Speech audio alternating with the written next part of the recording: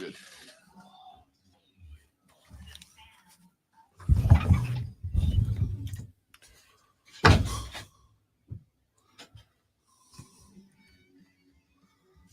I don't know what's happening. My you're gonna love this. My cart wall's not working. Oh, well, that sucks. We need it. Does it? I mean, not for me, not right now, not in this specific moment, but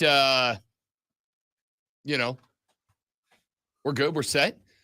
Ladies, gentlemen, boys, girls, children of all ages, welcome in. The Rob Brown Show is on your radio. The Friday edition of the show starts right now. How we doing? How's everybody? Y'all good? Have a good week? Yeah, good, super, awesome, spectacular, wonderful, amazing, outstanding, excellent. To hear it. I'm Rob. He's Lonzo. We are collectively known as the Rob Brown Show. Really, really good to have you here on a Friday morning. 4 hours of the most electrifying sports talk entertainment that you are going to find anywhere, my dudes and my dudettes. Before we go any further, I will hand you the good news that I was handed yesterday evening. Last night, the lady friend and I had some errands to run. We went out, got the wedding suit picked out. All right, going with a lovely light emerald green with a texture to it, and then a gold fleur-de-lis pattern inner liner. Very, very suave. The green is surprising. I don't think I had that. Oh, in the I pool. wanted real bright and bold, but she has gone with like the subtle earth overtones as kind of our color palette. So this is as bold as I could be and fit into that palette. So you're going to be Father Christmas when you get me. No, it's no. I think you're thinking like bright green. It's like okay. it's like a. I was thinking forest green. No. Initially, the first one I picked out was a Masters green, like a Masters Sunday green. And she was like, it's not in the color palette. You got to be in the color palette. All right. Got to be in the color palette. I don't know what that is. So it was not in the color palette. Who chooses the color palette? For 99% of weddings, she does. Okay. All right. Including this one, which is fine because as I told her, I don't care, okay? Like the list of things I care about is very short. I care that we have an open bar. I care that the band plays. And I care about the Ric Flair robe walking into the reception. That's it. That's the list. Yeah, I don't think there's ever been a color where you went, I can't do that. Yeah, no, in fairness, she went, so I went, I picked out a few of the game plan was I went and I picked out a few options that I liked. Then she went in, she picked out the option she liked. And basically the goal was like, let's find a few that either A, we agree on or that are kind of close to each other. And that all went really well. You know, I picked out a couple that were really obnoxious and bold. I picked out a couple that were a little more subdued, or at least I thought were subdued. She thought they were still out there a little bit, but that's fine. We got all that done. Yada, yada, yada. None of you care about that. Got the suit picked out. And then we went out and enjoyed some evening adult time with Keegan. Keegan's officiating our wedding. So we went out with Keegan to kind of discuss how we saw that going, yada, yada, yada. And then we got to the house. Now, for some reasons I shan't disclose on the radio, Rob Brown was very grumpy yesterday, okay? He was just a grumpy boy last night. And it was not a great day. Great show yesterday, not a great day afterwards. And so I got back to the house. I was in a bad mood. And I started doing the show prepping. And I looked at an email that I got. It was muted. Yeah, no, I got that. That rebooted the entire thing, and so find out your computer was muted. Yeah, muted. It was muted. It was muted. Well, it's Friday, gotta get down on Friday. All right. You got home. What do you call a cow that can't make noise? Moot. Okay, I get it. See? All right, you got home. This is exciting news. I got People home. need to know. Yeah, they do. Like you hear the excitement in the great one's voice. You're about to find out why. I got home and I started doing the show prep. And the way I do the show prep is I scan all the websites, I look for all the news, I scroll down the social media, and anytime I find anything that I think could be interesting for the show, I email it to myself. And then once I've gone through every website and looked at all the social and found everything I think is interesting for the show, then I open up the emails and I start banging through them until I kind of shape the show out. So I did all the emails. I sent them all to myself. I popped open my email to go look at the show topics for the day to kind of set up the thing that we do every single day. Yeah, the show, that thing. And, there's a lot of hosts that put together like a very regimented, very strict show rundown. At 7 o'clock, we're talking about this. At 7:20, we're talking about this. At 7:40, we're talking about this. I don't really do that. Like, I more pick hours. We're going to talk about this in the 7 o'clock hour, this in the 8 o'clock hour, because I want to talk about what you guys want to talk about. And very frequently, what you guys want to talk about is not something I thought you would have wanted to talk about. So I went and I looked through the emails, and as I got to the bottom, as I was kind of trying to sort them into order of importance to the show, I saw an email from Pete. And I was like, Pete? I don't know a Pete. Weirdly enough, at 40 years old, I don't know a Pete. Pete Yanity. That's true. Okay, Pete Yanity is the only. And in fairness, because if I saw Pete, that would be the first person I would think. That's true. And by the way, Pete Yanity, super dude, stellar guy, awesome all right? guy, yeah, phenomenal guy. But I see Pete at sporting events, right? Like Pete and I haven't made it to the level of let's go play some golf this weekend, right? Pete's a guy I see at the sporting event, and we shake hands and we catch up, and then we go our separate ways. So I don't know any Petes that would be emailing me at 10 o'clock at night, 9:55 p.m. at night. I don't know any guy.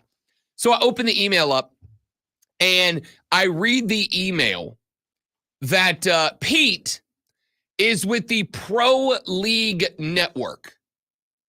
Now, you may have heard of the Pro League Network if and only if you listen to the show on Wednesday. Because on Wednesday, we mentioned the Pro League Network because the Pro League Network is a network that runs a series of professional leagues of outlandish sports. For instance, the World Mini Putt Championship. That's not the name of the league, but it's basically the world's highest level professional putt. They also ran a sport called CarJitsu that we talked about. Yeah. CarJitsu, two dudes in the front seat of a sedan. The whistle sounds. No, come on. Women do it too. Sorry, two people in the front seat of a sedan. The whistle blows. Let's get it on.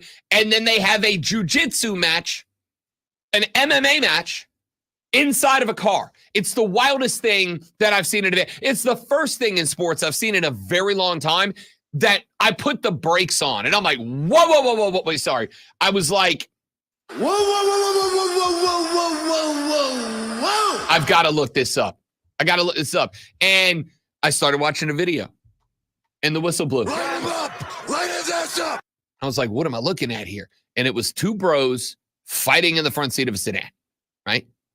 So I was fascinated. I brought it up to Lonzo the next day because then I found out that in the lovely state of New Jersey, you can gamble on this. This is now officially approved by the New Jersey Gambling Commission. You can gamble on it. And I was like, do I have to go to Atlantic City now? Do I have to go to Atlantic? I've never had any interest in Atlantic City, even as a sports gambler. If I'm going to gamble, I'm either going to go right up the road to Cherokee, right? Or I'm going to go 100%. I'm going to go out to Vegas. That's it. Yeah, but as a gambler, how is Atlantic City not on your list? It's just not Atlantic. I'm sorry. I've never been there, so maybe I don't have a reason to feel this way. Walk around and go, hey. Atlantic City feels like knockoff Vegas. No, right?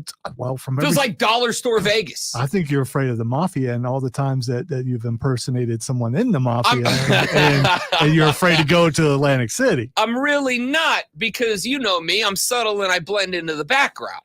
Yeah, that's you. Yeah. Uh-huh. So, like, it's nothing to do with that. I've just always looked at Atlantic. You know what Atlantic City is? Atlantic City is where you gamble if you live in New York and you don't feel like flying to Vegas. You're like, all right, might as well go to Atlantic City. It's kind of like, in all due respect, because I very much love it, it's kind of like if I'm going to gamble, I'm not going to, like, go wherever into some little bitty town across the border into North Carolina. I'm going to go up to Cherokee, to a real casino and do it. It's kind of the same thing. If I want to go bigwig, I'm going to fly out to Vegas. I'm going to do a Vegas weekend, right? So that's what I've kind of felt like Atlantic City was. But now that I can put together a weekend where we go drop some dimes on CarJitsu, I'm kind of all in for it. So I get an email from Pete from the Pro League Network to put me in touch with JT Tilley. JT Tilley, a name that I did not know until yesterday. JT Tilley is the lead play-by-play commentator for the Pro League Network and the CarJitsu Championship.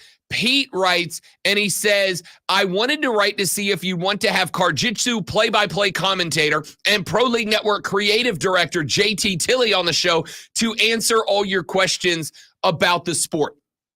JT's a great personality, really good on the radio. He's also the creator of the Slap Fight Championship, which is also approved for wagering. Let me know what you think. Love the enthusiasm for the sport. Within 29 seconds, I was like, yep, I will call you tomorrow, bro. 100% done and done. Now, I've made it very clear that I'm not a slap fight championship guy. It does nothing for me. And I will see if JT can win me over on this. Yeah, because if we're having him on, we got to talk about that too. I feel like I don't. I feel like I could go 9 segments on CarJitsu. All right, if you want. I can just ask slap fight questions. I mean, I'm down for that. I am. Here's how I see that setting up. The one question that I'm good with about slap fight is, JT, can you talk me over? Can you win me over as a slap fight guy? Because I'm not saying it's impossible, right? I will keep it at a buck. Back in the day, I was not a UFC guy. I used to call it human chicken fighting. All right.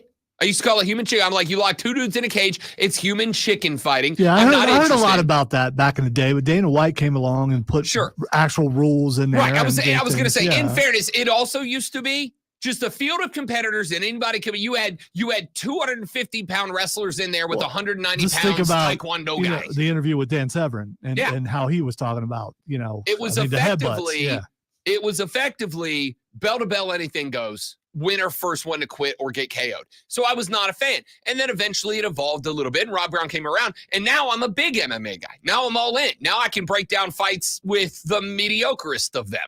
Okay? I'm a big fan. I'm in. So I'm not saying JT can't win me over. There's a strong possibility he says something that I go, oh, okay, now I got to give it a shot. But so you pointed out you've been won over before, so it's not impossible. It's not impossible. It's not Yeah. impossible. I sincerely mean it when I say I am open-minded about things. I am always willing to hear arguments or discussion or new evidence. I'm willing, but I'm also going to tell you, he gets one shot at answering a slap fight championship question to win me over. One fight. He gets one shot at it. If I give him one shot, can you win me over? And he gives me an answer and he doesn't win me over, I'm going to keep it a buck and be like, yep, nope, you didn't do it. I'm not won over. I can't do it. Dudes slapping each other in the face is not a sport. I'm not in. You're not. So let's go back to CarJitsu. Women also do that. I hate to have to keep putting it in there.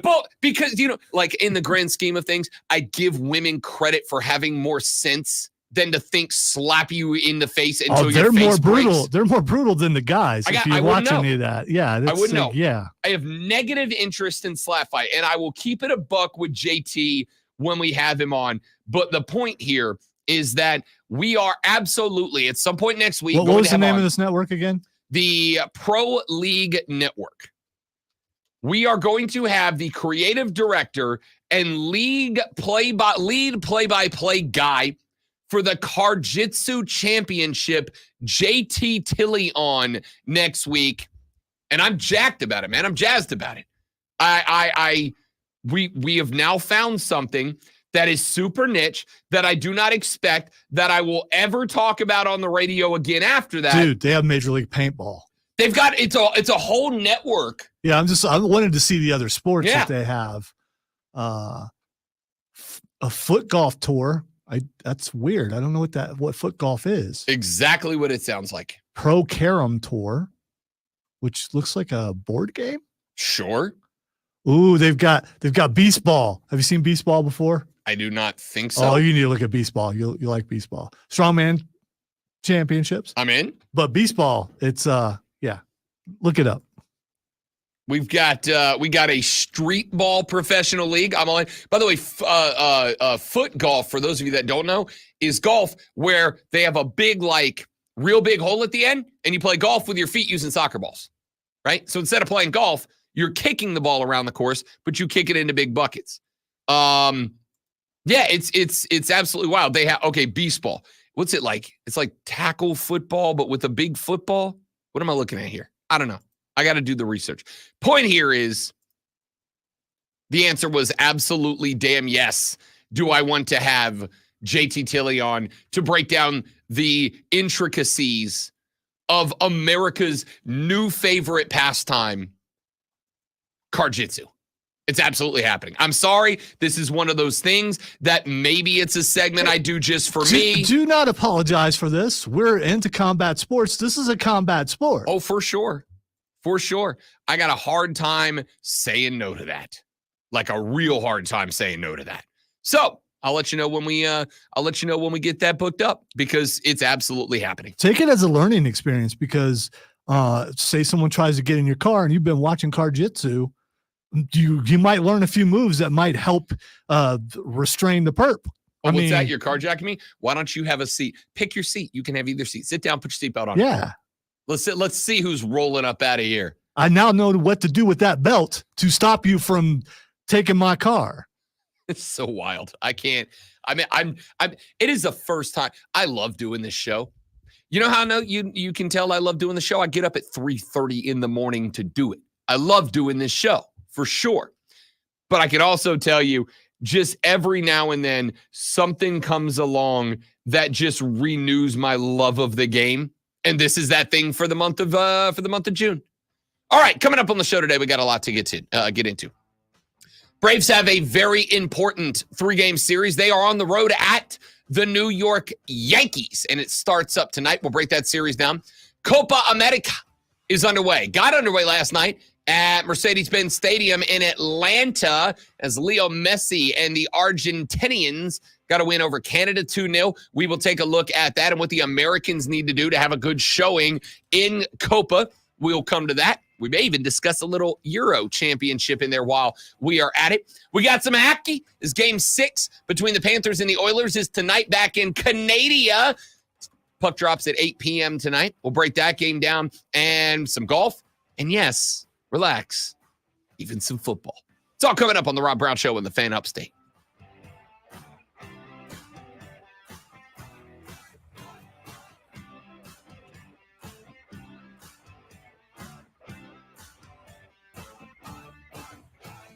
Get to do this, then record a bunch of promos, and then a 3-hour show on BetQL this afternoon. Afternoon or evening? Afternoon, 3 to 7.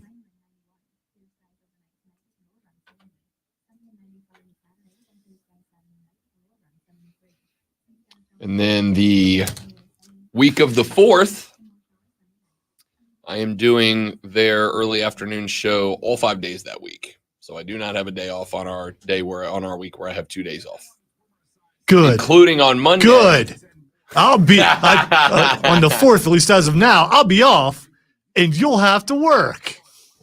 I will, on that Monday, I will be leaving Pensacola, Florida at about 5 a.m. to drive back here to be here to get in time in the saddle for a 3 to 7 show. That is going to be a very long day. I'll have to remember about that Friday that you're going to be in Florida. Yes. Because I will come in and go, okay, where is Where the hell's Rob? Yeah. Yeah. And The show starts at 5 a.m. that time. So that means I will be getting up at 3:30, but getting up at 2:30. And that includes driving the night before. Your body clock's attuned to this time zone, whether you want to say it is or that's not. Bad. They're an hour earlier than me. I know, but what? So I will leave on that Thursday. Also, you got to get up an hour earlier there to be. No, you don't. So the plan right now is when we get off the air, It'd be an hour earlier there, but if you have your clock still set to whatever it is, you get up at your normal time to be here. Not really. It goes off your phone, right? Does your phone change when you go through time zones? It's been a while since you've left the time zone. Yeah, I think I may have only done that once, and that was somewhere in Tennessee, I think, because Ohio is, and Kentucky and all the states that I would have went through would have been on East Coast time. So I'm going to leave here after we do the show Thursday. I will put in the promos and then I'll take off. That'll put me in Florida sometime around 8 o'clock our time to immediately go to bed, to then wake up at 3 in the morning. That time is 4 here. He ain't going to bed at 8 o'clock. I'm going to, it's going to be rough.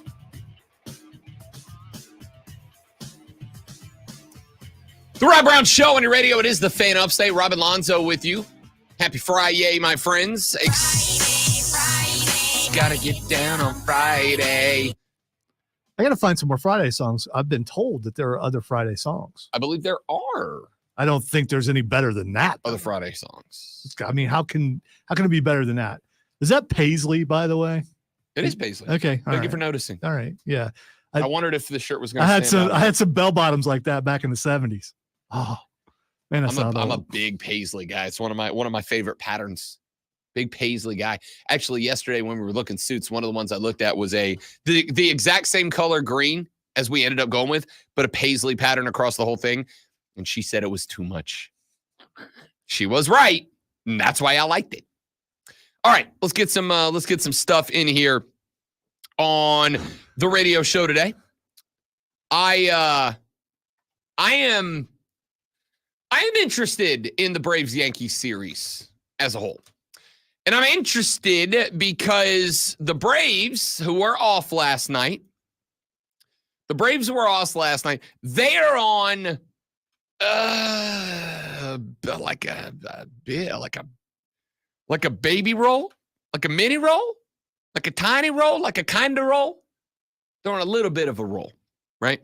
They've won 6 out of the last 7. The only one they dropped at home, an 8-6 defeat at the hands of the Tampa Bay Rays. They had already won 2, and sweeping a team is hard in Major League Baseball.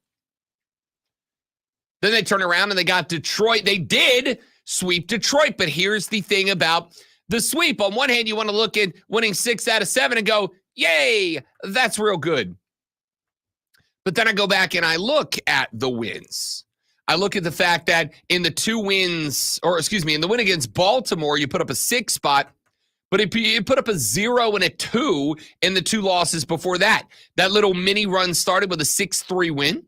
You scored 7 over Tampa, 9 over Tampa, and 8 on Tampa, which is a good 3-run series, but it is also against one of the bad teams in Major League Baseball. The Tampa Bay Rays are 36-39. They are sub 500. Okay, you got to hit the ball, right?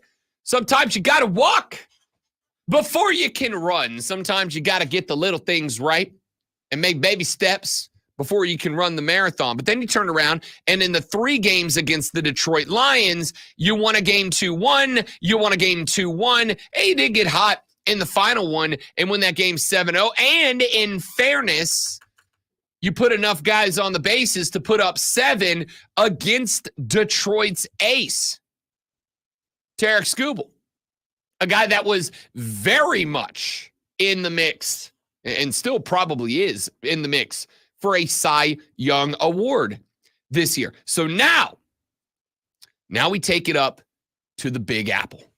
Now we head up to New York, and you get the 2, 3, 4 of the Yankees. Carlos Rodon, Marcus Stroman, Nestor Cortez. You are putting them up against the 2-3. Well, really now, I would say, the 2-3-4 of the Braves, Sale, Morton, and Waldrop. The pitching matchup in all three games, with the exception of tonight, maybe, Sale versus Rodon. The pitching advantage is to the New York Yankees in all three games. Okay? All three games, New York's got the better guy on the bump. Maybe it's level tonight between Sale and Rodon. This series is wildly important. It's important for the offense. Tonight's on Apple TV Plus, tomorrow on Fox. Sunday is not scheduled to be nationally broadcast. It is an afternoon game at 1:35 in the evening. So, this series to me is wildly important, but it is wildly important to the offense. This is about getting the bats going. Because if you rely on winning 2-1 games, if you rely on winning 4-3 games, and you go up to Yankee Stadium, you're going to have a bad time. Okay? You're just going to have a bad time. So I think this is a series where we gonna learn today. There you go. We gonna learn today. I think this is a series where we will learn if this little mini run for the Braves is real, or if this little mini run for the Braves is taking place just because you had a run of bad teams, right? The Detroit Tigers are 34-40. They are well below 500 as well. The Rays, as we mentioned, 36-39, well below 500. This series is going to determine if the Atlanta Braves really are finding something, really are getting there, really are turning this whole thing around, or if the Atlanta Braves are kind of have a flash in the pan against the bad teams. Aaron Judge is a juggernaut right now. Giancarlo Stanton right now is one of the best under pressure hitters that we have seen in a very long time. Giancarlo Stanton came up the other night, and I think he had like 2 hits in 2 of his final ABs, both with 2 outs, both of them to keep the Yankees alive. They ended up losing the game against Baltimore, but he kept them alive. He sent them to overtime 2 nights ago. Now, they got the hell beat out of them last night, and this should be, I think, at least a little encouraging for the Atlanta Braves. The Orioles last night, a team that will absolutely be contending with the New York Yankees for the AL East when the season comes to its conclusion.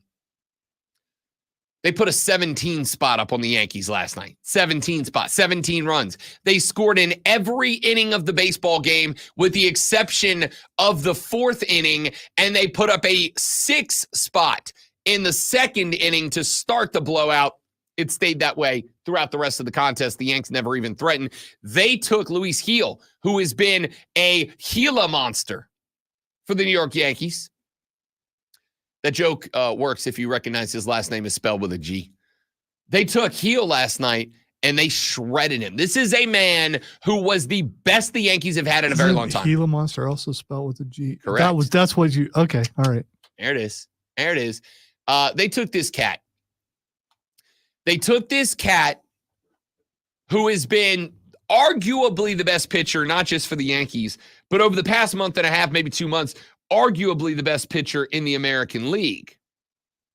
And they shredded him last night, right? So the chance is real, but also that was the anomaly for the Yankees, not the norm. What I don't need is the Braves to look at a 17-7, 17-6 scoreline from last night and think to themselves, oh, we got this. We're good, right? They got shredded last night. They got cooked last night. We just got to go up there and do what Baltimore did. Yeah, you did, but Baltimore, it turns out, is really, really good. And the Braves are just kind of a little good. I got to see this team. I'm not saying win the series. It's going to be a real tough series to win. The New York Yankees have been floating around consistently with one of the best records in baseball, not in the American League, in baseball all year long. They have 51 wins right now. Do you know what other teams have 51 wins so far? None. Not one. They are 51-26 right now. They're 23-12 at the house. They don't lose at home. They have 50. And by the way, the Orioles team that beat them last night has 49 wins. Do you know how many teams outside of the AL East have 49 wins? One, the Philadelphia Phillies. A team that is starting to loom on the Braves schedule. A team that the Braves will see for the first time since opening weekend coming up on, shockingly enough, 4th of July weekend. So, this series is massively important for Atlanta's offense. I have got to see this team start to get comfortable at the dish. And this is a good opportunity because, again, you're getting the Yankees 2, 3, 4. So you are going to see real good, but not dominant. Nestor Cortez is having a good year. That's the third pitcher you're going to face. Nasty Nestor is 4-5. He has a 3.36 ERA. He is K'd 86, right? He's hanging around the best 25, 30 pitchers in baseball this year. It's not a bad spot. Carlos Rodon, who you're going to get out of the gate, 9-3, but a 3.28 ERA, 81 Ks. He's third in overall record off the bump, so he's very efficient. But statistically speaking, he's hanging around 25 to 35th best pitcher in Major League Baseball right now. Very good, but not untouchable. Marcus Stroman, 6-3, a 3.08 ERA, 61 Ks. A guy that is not getting a bunch of Ks. He's going to serve you up a bunch of stuff that you can knock around the ballpark. But he's also very efficient off the dish with an ERA closer to 3 than the other two guys, right? These are three pitchers that are hittable. These are three pitchers that are in the upper echelon of pitchers, but they're not the most dynamic, right? None of these guys are inside the top 5, 6, 7, 10 pitchers in baseball. So it is a gambit of pitchers. Oh, by the way, a hell of a lineup the Yankees have put together. Hell of a lineup the Yankees have put together. If the Braves want a chance to, let's set the bar real low, not get swept. That, to me, honestly, that's the bar for this weekend if you're Atlanta on the road at New York. The goal is don't get swept. If you have a goal of don't get swept, the reality here is you're going to have to score runs because the Yankees are. Judge is mashing. Stanton is mashing. They do have some injuries. They do have some guys that are going to be missing. We know that Rizzo is going to be out for some time, right? But Judge is back. Aaron Judge played in the game last night. He did sit out on the Wednesday game. He played last night, back in the lineup. But Volpe in the leadoff spot is dangerous.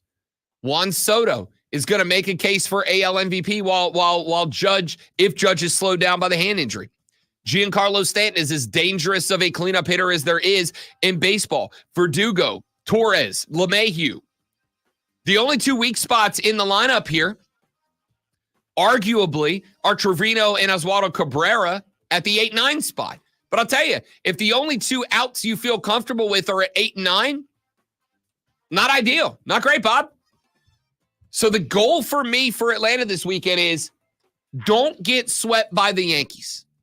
If you don't get swept, this is a successful trip. Bar's real low, Atlanta. But I got to see the bats come alive if you want a shot at making it. Back after this on the Rob Brown Show on the Fan Upstate.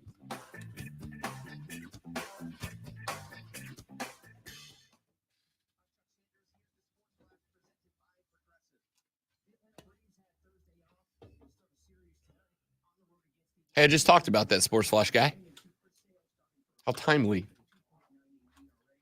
All right, guys, give me 30 seconds. Be right back.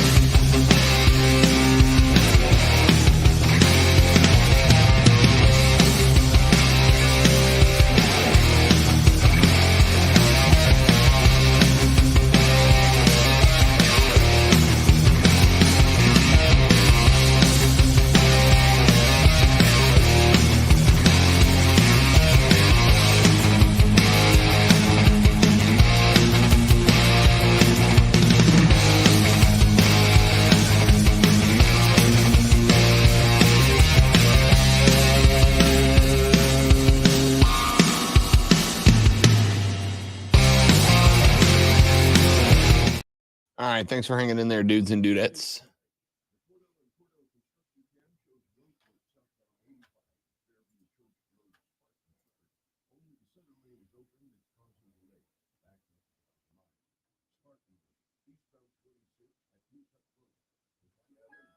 You look fried, man. You look stewed, bro. Christopher. Yesterday was swim meet night. Oh, that's right. That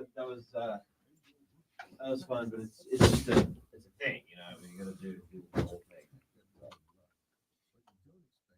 So I'm kind of worn out. So I would take it as a personal.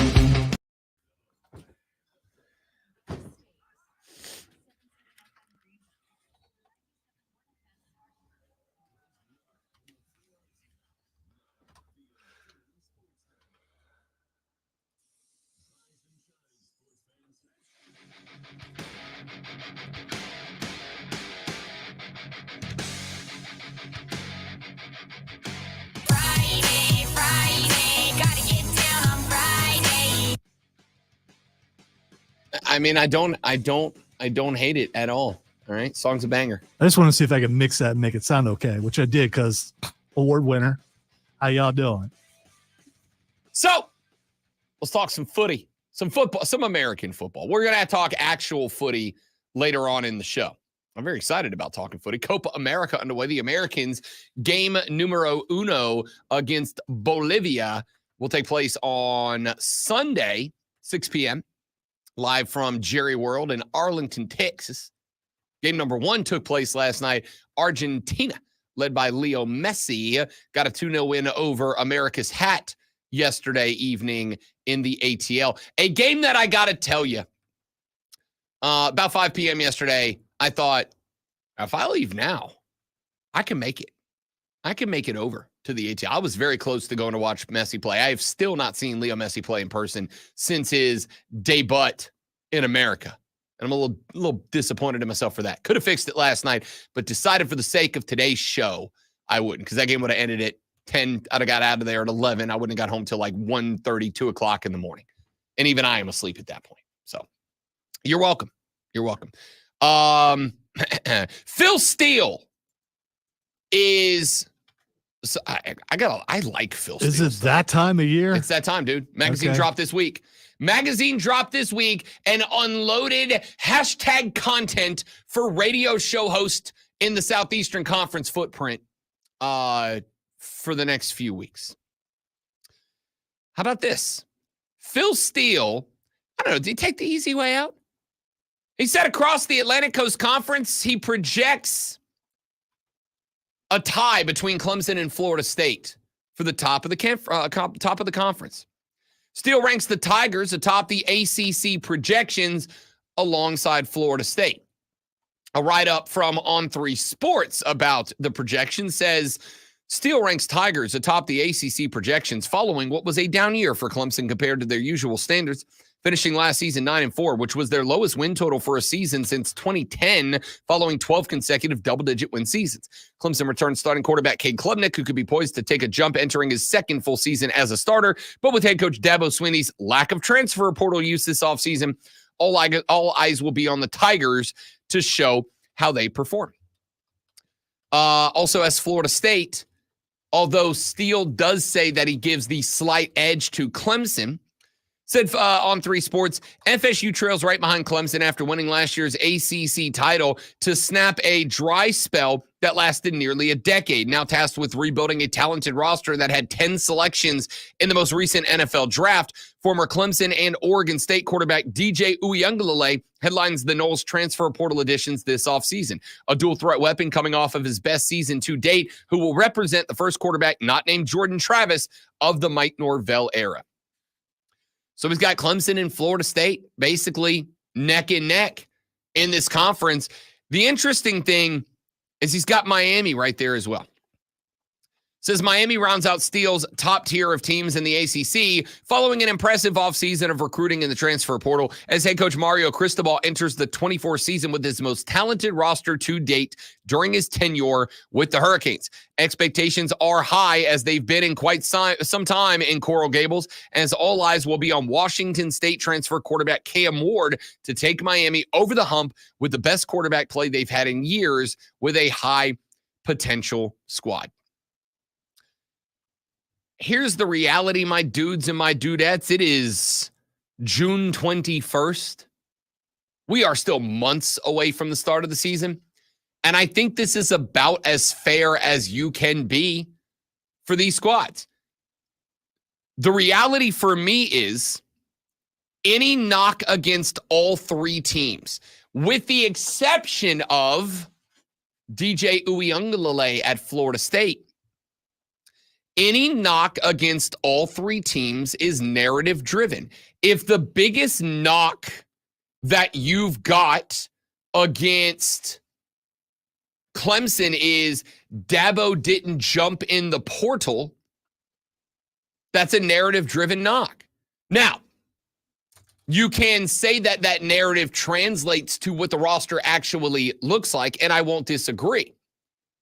There is absolutely a fact out there that the 2 teams that are in that potential ACC champion list with Clemson both boosted their roster with the portal. Now, is Florida State guaranteed to be the spot where DJ Uiagalelei breaks out and becomes the dude that Clemson thought he was going to be when he was there? Not at all. It's not a guarantee. Right? Is there any guarantee that Cam Ward in I think, correct me if I'm wrong here, but a step up in difficulty from Washington State to Miami, from the dying rotten carcass of the Pac-12 to the Atlantic Coast Conference is going to translate to being a stud? No guarantee about that. There's also no guarantee that Cade Klubnik is going to turn a corner. But the point is, I think the knock against all of these teams, by and large, is narrative driven. Now, narratives can absolutely be a reason that a thing goes sideways. What's Miami's knock? They ain't done it yet. They've had a load of talented quarterbacks come through. They've had a load of talent the last few years. But as I have pointed out, this is a team that 2 years ago in 2023 was expected to have turned the corner. This was a team that 2 years ago was expected to be dominant, and that team gave the hell up on Mario Cristobal. A team straight up gave up. How much hype was around for that, too? I mean, pretty good amount, right? I mean, to the point where you're almost starting to believe, okay, maybe they are going to be back. And then they had to play. They stank. Then they had to play football, and that part they didn't do. Yeah. Well, 2022, they stank. They quit. And I will tell you, when a team outright quit, and I talked about this at length at the time, when a team outright quits on a coach, I got a hard time believing that coach is going to suddenly get it turned around, right? They got beat 16-42 by Pitt. Clemson hung a 40 burger on them as well. Florida State put up 45. Virginia nearly beat them that year. So then they turn around in 2023. Last year, the Miami Canes, all due respect to my Canes fans out there, and they dropped 4 of their last 5. They got beat 20-6 by NC State. Florida State was the only game, honestly, that they looked like they fought. Florida State beat them by a tutty. They got beat by a tutty by Louisville at home. Boston College beat them by 25, and then they lost to Rutgers in the bowl game. Rutgers. Sorry, State College of New Jersey fans. Rutgers. So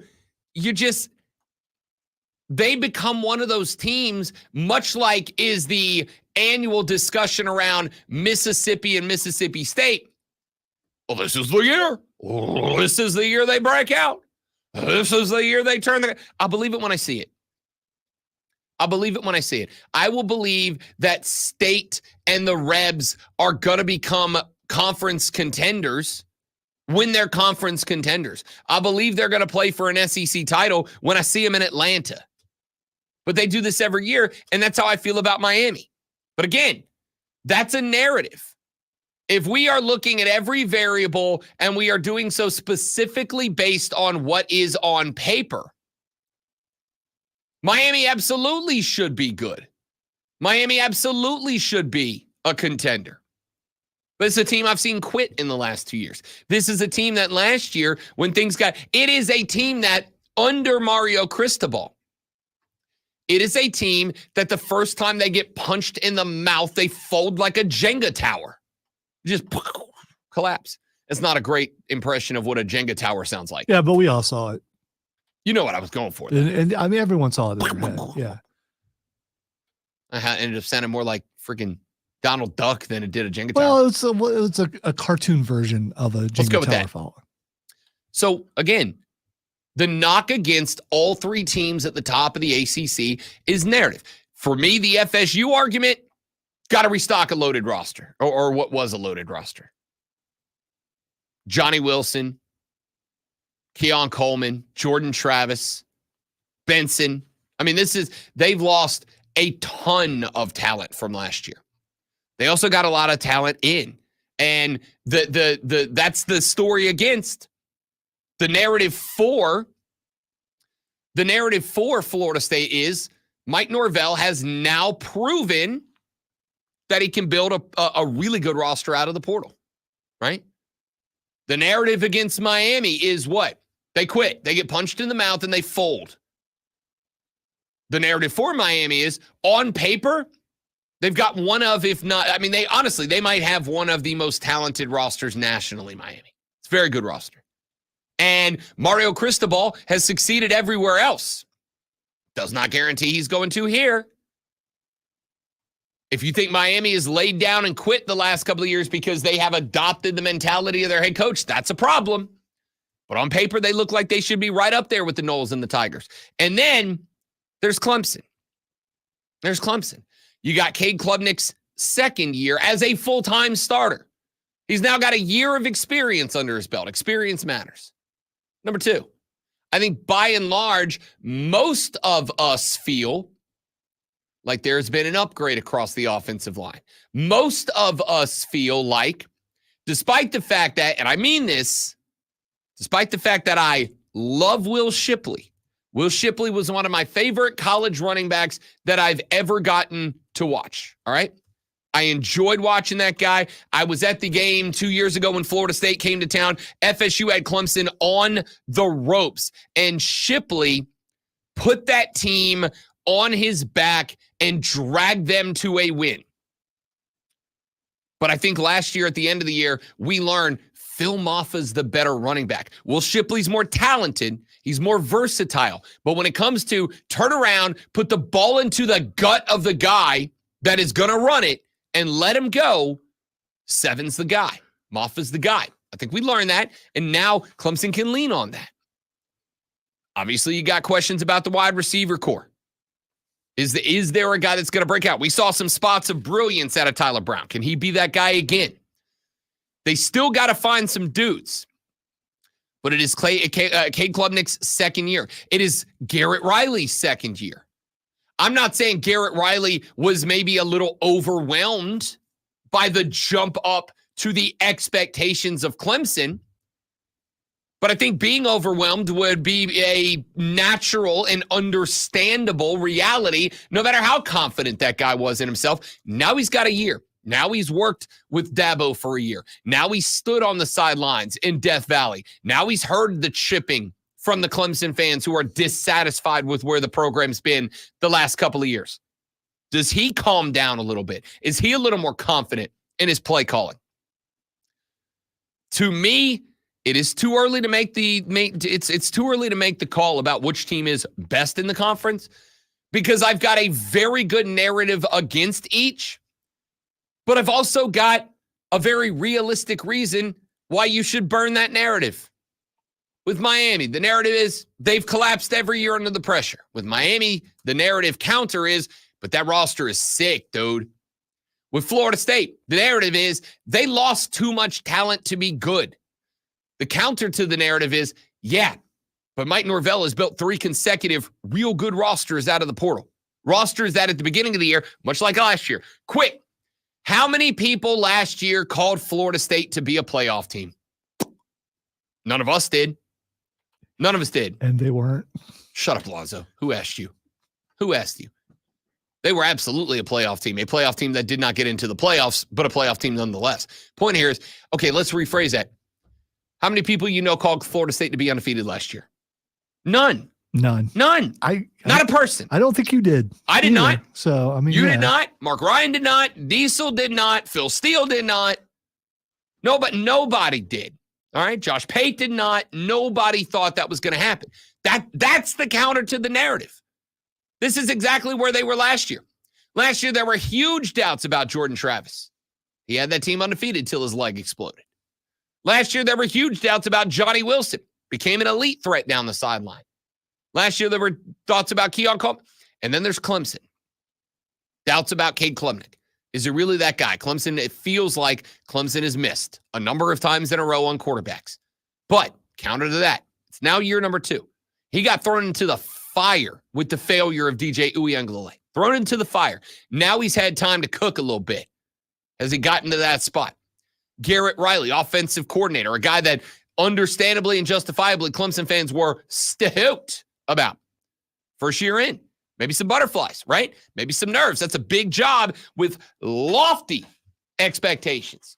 Now he's got a year under the belt. Now he's played under that. Now he's coordinated under those expectations. Is he a little more comfortable? All 3 teams, big time narratives against. All 3 teams, in my opinion, real good arguments why those narratives were false. Lonzo, put them 1, 2, 3. What's the finishing order of the ACC this year? Florida State, Clemson, Miami. Yes.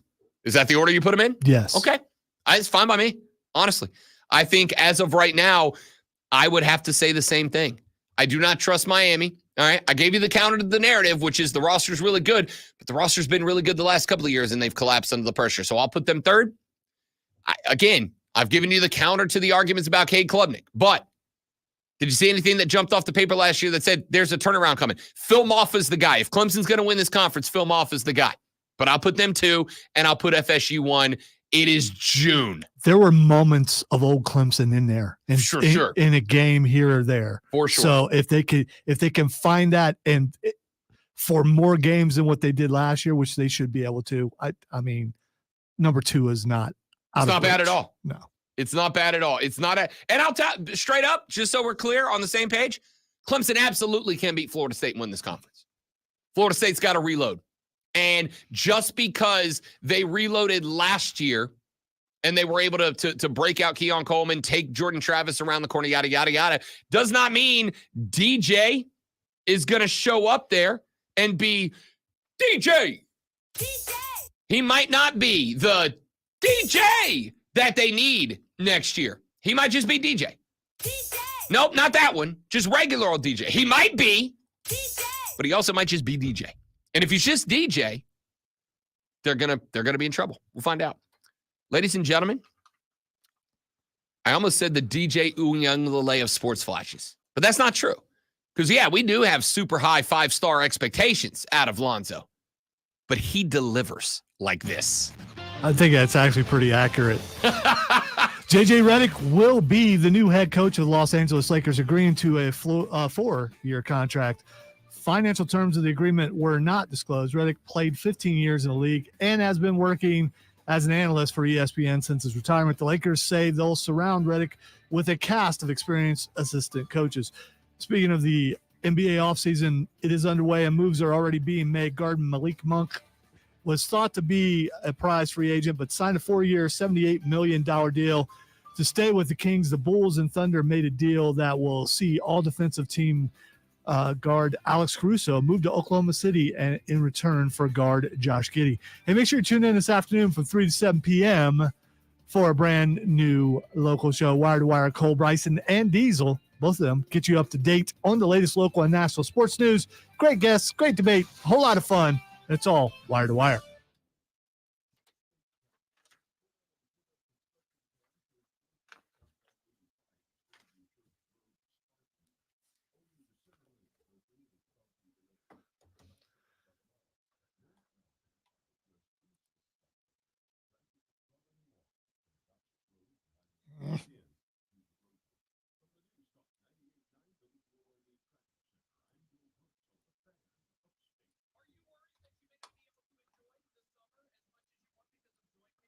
Maybe the camera isn't lagging. Maybe Rob is moving in slow motion.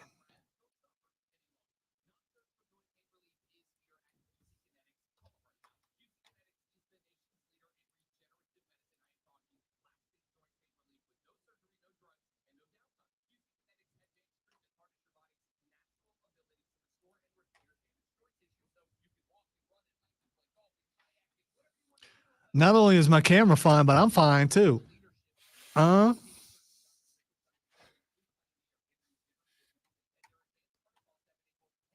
Apparently your camera is lagging. It was doing it yesterday too at the end of the show. Was doing what? Going blurry? Your camera is lagging. Lagging. Like you're on dial-up. Okay, not that bad, but close. I'd hate for you to have to ask Chris for help. Chris, I need help with StreamYard.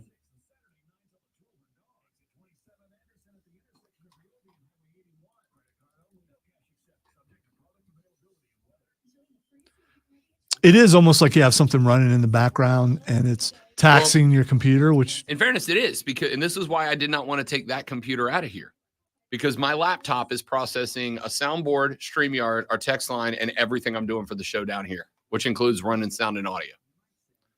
That's why I didn't want that computer taken out of here. perhaps put in for a faster laptop. It's not going to matter. I'm still asking a ton out of any laptop. I mean, I guess I could go get a. They could build you one. Is this your personal laptop? This is a company issue. They can build you one. Well, I'm not asking for it today. Well, it will give them the chance to do some paperwork, which is not actual work to some people.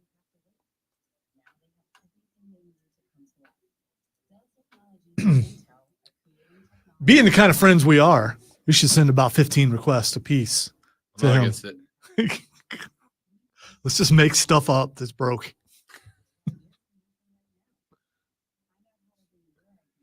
Hey, Chris, my shoe came off. I can't reach it. Could you come in here and get under the board and get my shoe for me?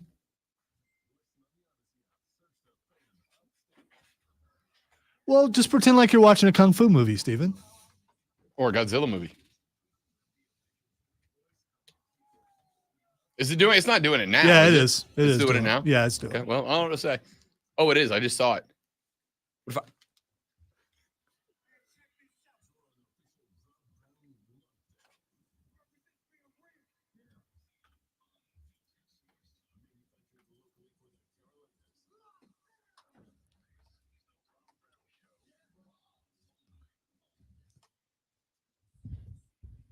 Our numero dos of the Rob Brown radio program goes now. This is the Fan Upstate. Welcome back, ladies and gentlemen. Rob Brown, the great one, Lonzo, with you. It is spectacular to have you here on a Friday morning. Ever so grateful to you for allowing us to be a part of your day. Let me tell you that I sincerely mean that. My dudes and my dudettes, we've got a lot. Oh, I know. I'm a sweetheart, if we're being honest. We've got a lot to talk about, a lot to get to on the show today. 8:40, Rashad Beard of the Panther Nation podcast joins us. Ordinarily on Thursdays, he was booked up yesterday. International man of mystery. Could not make it. But he will join us today at 8:40, where we will discuss all things Carolina Panthers. Looking forward to that. I'm sure he was successful with his endeavors, whatever they may have been.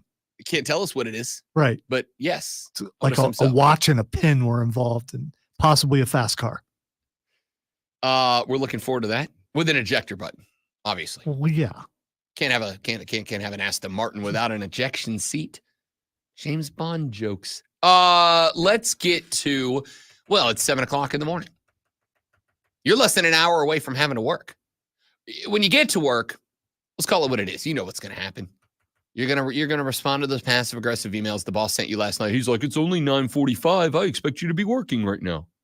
And you're gonna go, sorry, boss. My kid was sick or whatever. Yeah, I've got those emails before. So yeah. I mean, I get them and I'm like, absolutely happy to do it. All right. But I mean, followed by texts and then possibly a knock on the door. You're gonna respond to those, and you're gonna respond to those in that traditional like smiley face emoji kind of way. You know how when an emoji means the opposite of what it's supposed to mean when you send it, that kind of way. I still have never sent one. I'm pretty proud of that. Why are you proud of it? Because I'm abstaining. Why? Because I want to be a rebel.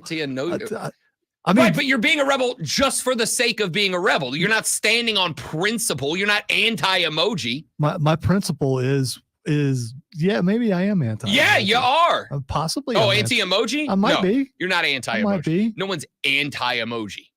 Well, then I'm the first. Again, being a rebel for the sake of being all right, whatever. Send an emoji and watch how much better your life. Not going to. Like 90% of my communication is done via GIF or emoji. All right. I was anti-emoji for a while. Never sent a GIF either. All right, not sending GIFs is a hill I will actively charge up against you. GIFs are amazing. I don't need pictures or videos to explain what I'm saying because I am so colorful with how I write things that it's funny without needing all that.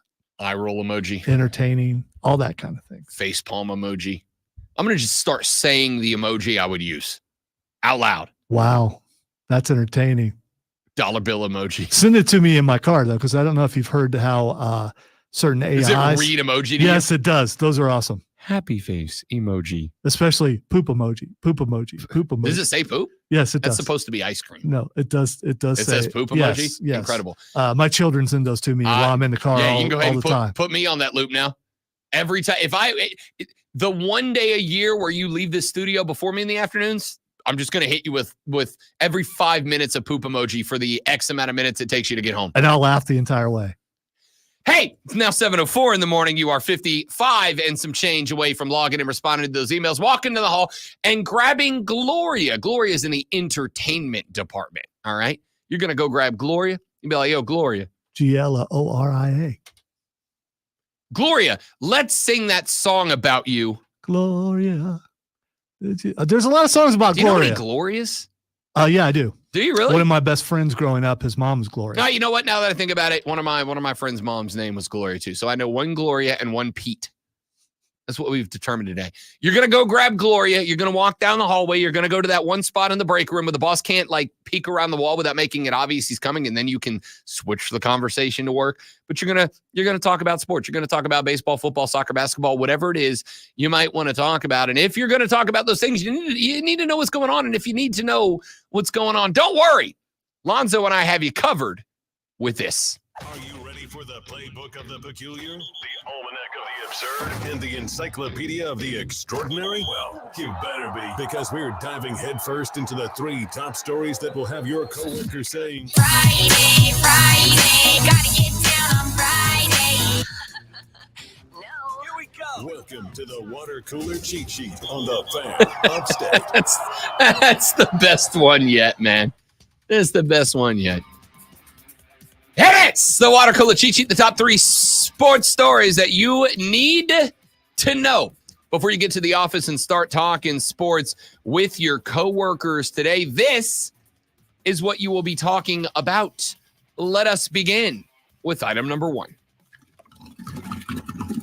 The NBA offseason hath begun, ladies and gentlemen, and moves taking place around the league. We won't spend a ton of time on the little ones. Malik Monk is staying in Sacramento, a 4-year, $78 million deal with a player option on the last year. Malik Monk was the NBA 6th Man of the Year runner-up this year, had a career-best season, averaged 15 and 5 throughout the year, does avoid free agency with the maximum deal available for him to stay in Sacramento. Wasn't the only move in terms of players last night, as a deal was struck between the Chicago Bulls and the Oklahoma City Thunder. The hustle monster, Alex Caruso, is being shipped to OKC. He gets Josh Giddey gets sent back to Chicago. In return, the Bulls trading a 2-time all-defensive team guard Alex Caruso straight up for guard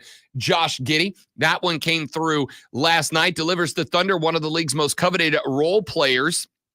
On the flip side, Josh Giddey has all-star potential, but because of the personnel setup with SGA breaking out last year, likely was never going to be able to achieve that in OKC. So a spectacular role player in Alex Caruso sent to OKC, and now Josh Giddey may have some room along with Zach LaVine, if LaVine stays a Bull, to kind of reach his cap. That one happened last night as well. Pascal Siakam will be staying in Indiana. I thought he was going to be a very heavily coveted free agent, but Indiana gives him the max deal, a $189.5 million deal for 4 years to stay with the Sirs there in Indiana. So bad. It's so bad. It is really, really bad. The 30-year-old will sign the deal once the league's free agency moratorium ends on July 6th. But the big move that made the waves yesterday after being rejected by Dan Hurley, the Lakers have themselves a new head coach, a 4-year deal agreed to with J.J. Redick. The former Dookie turned 15-year NBA vet, met with the Lakers over the weekend, spent time with both GM Rob Pelinka and owner Jeannie Buss over the weekend. That concluded with a Thursday late night offer of 4 years. Financial terms of the deal have not yet been disclosed. If you're second or third guy on the list and you get a job, does that bother you? Not when it's a job like head coach of the Lakers, right? Like if it turned out, and I don't know that it wasn't, if it turned out I was the second pick for this gig, I still would have jumped at it. Still would have been like, hell yeah. Second place, and I'll work my way up. And that's going to be J.J. Redick. Pelinka said he became sold on Redick's ability to connect with players and his basketball IQ. Believes surrounding Redick with an elite coaching staff of experienced veteran coaches will help shorten the learning curve into his first coaching job. The only reason this is interesting to me, I actually do not have a problem with J.J. Redick being a head coach. None at all. He is a very smart boy who has a basketball IQ. He knows ball, you might say. So all those comparisons to Jeff Saturday you think are unwarranted? It is not that Jeff Saturday doesn't know ball. It's that Jeff Saturday was just in over his damn head. And for the record, exactly what I was about to say about J.J. Redick. I have no issue with J.J. Redick becoming a coach. I just think J.J. Redick jumped headfirst into the deep end, right? Not just that he's become a head coach. If he became a head coach and kind of spent 2, 3, 4, 5 years cutting his teeth, as the old expression goes, at a lower level squad, that's one thing. My man's jumping headfirst into the Los Angeles Lakers, and more importantly, into an LA Lakers team who, let's call it what it is, the championship window is closing, not opening. They are closer to the end of this iteration of the Lakers than they are to the beginning. If this was the beginning of the Lakers LeBron James years, I'd feel a lot better about it. But they're at the end of the LeBron James years. This is they're like a year left, maybe 2 max. Are you sure? Because he hasn't signed a contract. Those years may be over. They may already be over. That's exactly right. The LeBron James era. Now, I will say this. I am now convinced LeBron is re-signing with LA because, honestly, as much as I think J.J. Redick absolutely has a high potential coaching limit, he's a young guy. He can communicate with players. This is kind of the opposite of some of the other coaching hires that we have discussed in years gone by. He can connect with players. And I mean it when I say, if you've ever listened to any of the Redick pods, the guy knows ball. He can break down a basketball game with the best of them. I'm not against the hire. In fact, I think of all the hires that have been made of non-retread coaches in years gone by, this is the one I have the highest hopes for down the line. What I am saying is this iteration of the Lakers, even if Braun stays, and I do think he's going to stay. This is LeBron's guy, right? Let's not get cooked on this one. J.J. Redick was considered from the beginning because him and Bronny are boys. They got their pod working together. That is why J.J. is here. J.J. Redick is not getting looked at by the Los Angeles Lakers if it wasn't a priority to keep LeBron James under any circumstances, no matter the condition, which is what the Lakers have outright said was the case. But hey, if it keeps Braun in the fold, you run the run, right? You run the run. You see what happens. Because Braun is valuable not just as a player, but as a figurehead, as a piece. If LeBron rejects and leaves this team, not only does the team's core fall apart, but they look even sillier than they do with Boston finally outpacing them in terms of titles. Let's get to item number 2 on the water cooler cheat sheet. I bounced around with what some of the other stories ought to be in this one. I will go with the little footy here. Copa America is underway. Ladies and gentlemen, Copa America started last night. Turtlenecks are back, so we're influencers. We're influencers. Yeah, that was, I noticed that right away. She was rocking that turtleneck, too. The hockey folks on ESPN right now breaking down Game 6 of the Stanley Cup, which is tonight at 8 p.m. The hockey folks are breaking out the turtleneck. Zoe and I yesterday talked about the fact that turtlenecks should make a return, all right? I know it's weird, but I'm a big turtleneck guy, all right?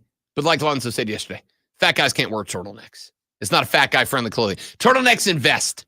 Can't wear them as fat guys. All right, I disagree with the vest, but I will say it's not just fat guys. It's guys with really big necks. I think you can get away with the big neck as long as it's not like... No, because your neck goes right into... I know this. Your neck goes right into your chin. So, I mean, you wipe the beard away, and it's just like nose then neck. So, I mean, no. Copa America took off last night. Leo Messi and his Argentinian squad get a win over Team Canada. 2-0 was your final live from Atlanta, Georgia. Now, I bring this up not because I think that the 2-0 win is worth talking about. I bring it up because I do think this tournament is massively important for the United States of America. You were hosting the thing. Okay, it's in the U.S. It's being played it's an international tournament, but it's being played nationally across the entire country. It is being played in California. It is being played in Arrowhead Stadium. It is being played in Gera World. It's being played in Atlanta. It's being played in the Meadowlands. It's being played everywhere. But that's not even why it's important. I mean, yes, I would love to have a grand showing in the biggest tournament across 2 continents, for sure. But it's more important because next stop, World Cup, which is 2 years away. And if there is one thing my time in Greenville has shown me as we approach 4.5 years here, it's that time flies and we're all dying, all right? So you only got a little bit left. Wow. What do you want? Time flies and we're all dying. I got here yesterday. It has now been 4 years. I got here as a bright-eyed, bushy-tailed 35-year-old. I am now on the brink of 40. All right, we're all dying. It's existential dread for everybody. You get some existential dread. You get some existential dread. Everybody gets some existential dread, huh? I think it is important. Not me. I'm not doing it. It is hard to be existential when you got Rebecca Black. You are on the trying to speakers, ruin right? people's weekends. People are looking outside and going, I don't know. And I feel this way too. I don't know why, but it's almost a weekend. It wasn't particularly a bad week. I'm looking forward to the fact that today is Friday. Can I be straight up? The existential dread is not to make you feel bad. It's quite the opposite. It is meant to make you realize that your time is limited. Make the most of it. Go out, live your damn life. All right. I see too many people who do nothing. They sit around and do nothing all weekend. And then I'm like, what did you do? You only got like so many weekends left and then you're dead. Why would you waste one of them just sitting around doing nothing? Go live, baby. Stop that. I mean, the truth hurts. That's a dead thing. I mean, but listen, come on. Every weekend you spend is one less weekend before the grave. All right. So don't waste them. Get out there. Go do the thing. Go hang glide. Go parasail. Go jump out of an airplane. Go do the thing. What if you die during the week? Then you're out of weekends. Okay. All right. So if you make it to this weekend, recognize it's not guaranteed not to be your last one. Go do the thing. Go do something ridiculous with your life. Anyway, the Americans, speaking of the weekend, play their first game in Copa America coming up on Sunday, 6 p.m. They will take on Bolivia. This tournament to me is all about, exclusively about finding the 9, finding the guy, finding the goal scorer, finding the difference maker. I mean, we know who they are up front: McKinney, Pulisic, Weah, etc. We got the guys. The question is, which one of them is going to be the guy that has 2 more years, starting with this, which is honestly our last. We'll have another Gold Cup, but our last highest quality tournament. We got all the South American teams here to challenge us, right? This one is about finding, under the brightest lights, who's going to be the guy that breaks out at the 9. Who's going to be the 7 in the midfield that's helping them out? Who's going to be the guy in the midfield that understands how to create for the 9 and distribute to the 9? And who's going to be the 9 that you go, that's the guy? We need a goal. That's our Messi. That's our Ronaldo. That's our guy. That's our goal scorer. That's the one who's going to break games open for us. We need to find out in this tournament. We'll talk about this later on in the show because I've got some sound from Herc Gomez. I've got some sound from Jurgen Klinsmann, and they all agree with me.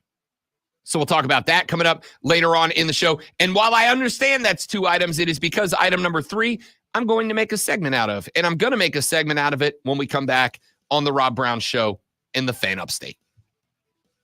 New life. All right, guys, quick live reading. We're coming back. Do me a favor. Stay right there.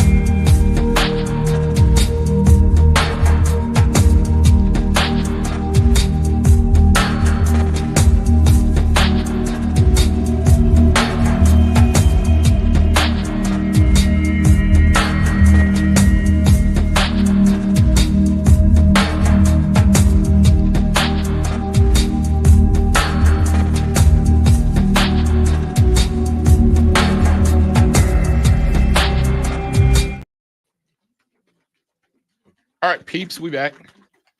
Shane said half my vocabulary is gifts. Same too. I have like 29 of them saved in my phone. By the way, I didn't say I was anti-receiving, just anti-sending.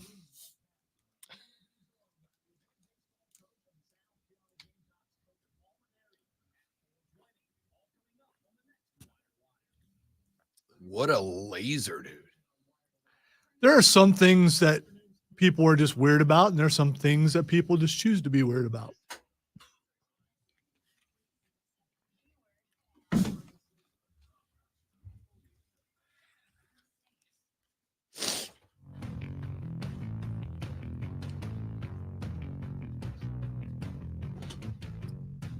Last night, went out, did our wedding planning stuff, came home, turned on the television, rewinded to, and then watched from the beginning the Major League Baseball game that took place at historic Rickwood Field in Birmingham, Alabama. A few months ago when they announced this game, I genuinely thought about going. I thought about taking yesterday and today off and going to this game. Ultimately elected not to, saving up vacation for later in the year, obviously. And about 7 minutes into the broadcast, I was like, damn, I should have gone. Last night, they celebrated the Negro Leagues at Rickwood Field, the oldest Major League Baseball park in America. And it was incredible. It was incredible. It was a celebration of, pardon me, a major part of Major League Baseball's history. And again, it is a very interesting part of Major League Baseball, because on one hand, we got to be honest about it. It was a shameful part of Major League Baseball's history. The fact that for years, a large gathering of exceptional athletes were just prohibited from playing the game that they were very good at because of their skin color. Yeah, that's shameful. There's no other way to paint it. On the flip side, it created this league, the Negro League, that has this very rich history to it, and a history that is wildly important to the game. And I think that has been largely ignored by a huge swath of baseball. I just think it is a huge part of a massive part of baseball history that we just kind of ignored. I told the story earlier in the week after the passing of Willie Mays that when I was growing up, I had heard the name Willie Mays mentioned many, many times, and mentioned amongst the greats: Johnny Bench, Lou Gehrig, Babe Ruth, et cetera, et cetera. Now, you know, I, like everybody else, knew about Jackie Robinson and the color barrier, and I knew of the existence of the Negro League, but I honestly spent a large part of my youth genuinely not knowing that Willie Mays was a black guy. Didn't know it. And then when I got to be 8 or 9 years old, my grandpa told me about it, introduced me to it. I started learning about the Negro League. And that is why a couple of weeks ago, when Major League Baseball announced that they were going to be placing the Negro League record books into the official Major League record books, I was very excited about it. And even after having spent years of my life loving baseball and learning about the Negro League, it is one of the things I've enjoyed. I have enjoyed greatly learning about the Mill Leagues and the Negro Leagues here in South Carolina, in the history of baseball in the Carolinas, because it's a rich portion of baseball's history. You know, obviously, the minute I got here, one of the first things I learned about was that this is the home of Shoeless Joe Jackson, right? And learned about that history. But then I learned about the Mill Leagues, and I learned about the Spinners, and I learned about all these different rich parts of baseball's history here in the Carolinas that then helped shape the baseball game that we know and we love today. So this celebration was beyond incredible. And as I watched this game, and throughout the night, they had a cat on last night by the name of Bob Hendrick. He is the president of the Negro League Baseball Museum, which is in Kansas City, Missouri. There is a Southern Negro League Museum in Birmingham, right across the street from Rickwood Field. But this guy was telling incredible stories. And one of the things that I learned that it blew my mind, and I loved it. He was telling the story about Satchel Paige, who was a black pitcher. I think Satchel Paige is on that list of Negro League players who went on into Major League Baseball and were so good that we know about them today. He was telling the story about Satchel Paige, who was as good of a baseball player as he was a showman, and as good of a showman as he was a baseball player. And Hendrick told the story about the Negro League Museum, and they have a mock-up baseball field where at every position they have a statue of one of the best black players that played at that position in the Negro League. And on the mound, they have Satchel Paige. And so he told the story that Satchel Paige had names for all of his pitches. He didn't have a fastball. He had a long tom. He didn't have a curveball. He had loopers, right? And he told the story about how he had a long tom. He had a blooper, a looper, a drooper, a jump ball, a b-ball, a screwball, a wobbly ball, a whipsy-dipsy-do, a hurry-up ball, a nothing ball, and a bat dodger. And he said, I love to tell the story about Satchel Paige and what he had. He had a pitch called the b-ball. And he said, I love to ask the folks that come take a tour of the museum, do you know why they call it the b-ball? And he said, he told this story. I tried to find the audio from it. I was going to play it for you. I couldn't, so I'll just tell you what it is. It's worth going back. If you missed the game last night, it's worth going back and rewatching the tribute they did to Willie Mays, the tribute they did to the Negro League. It was exceptional. So he said, I told this crowd, do you know why Satchel Paige called it the b-ball? And he said there was an 8-year-old white kid who raised his hand and said, I do. He said, do you? Tell the folks. And he said, it's a b-ball because when he throw it, it'd be right where he wants it to be, which is incredible, right? That's incredible. And so he said it was an 8-year-old white kid who knew this. You know why he knew it? Because last year, they decided to include Negro League players in MLB The Show, the video game. They decided to include these players in the game, and so kids playing the show can now play as and learn about these Negro League players. And he said that's where this kid learned it. And he said the longer he's doing this, and the longer he's running this museum, and the longer he's telling the stories of these exceptional Negro League players, the more he's finding that people of all walks of life are learning about them and recognizing them. So now all of a sudden, when the record book changes and a name like Josh Harris is now your single season batting average champ, it's no longer a who, it's okay. That was a great player. That was an all-timer. It's one of the GOATs at his and any position, right? So I thought the tribute last night was exceptional.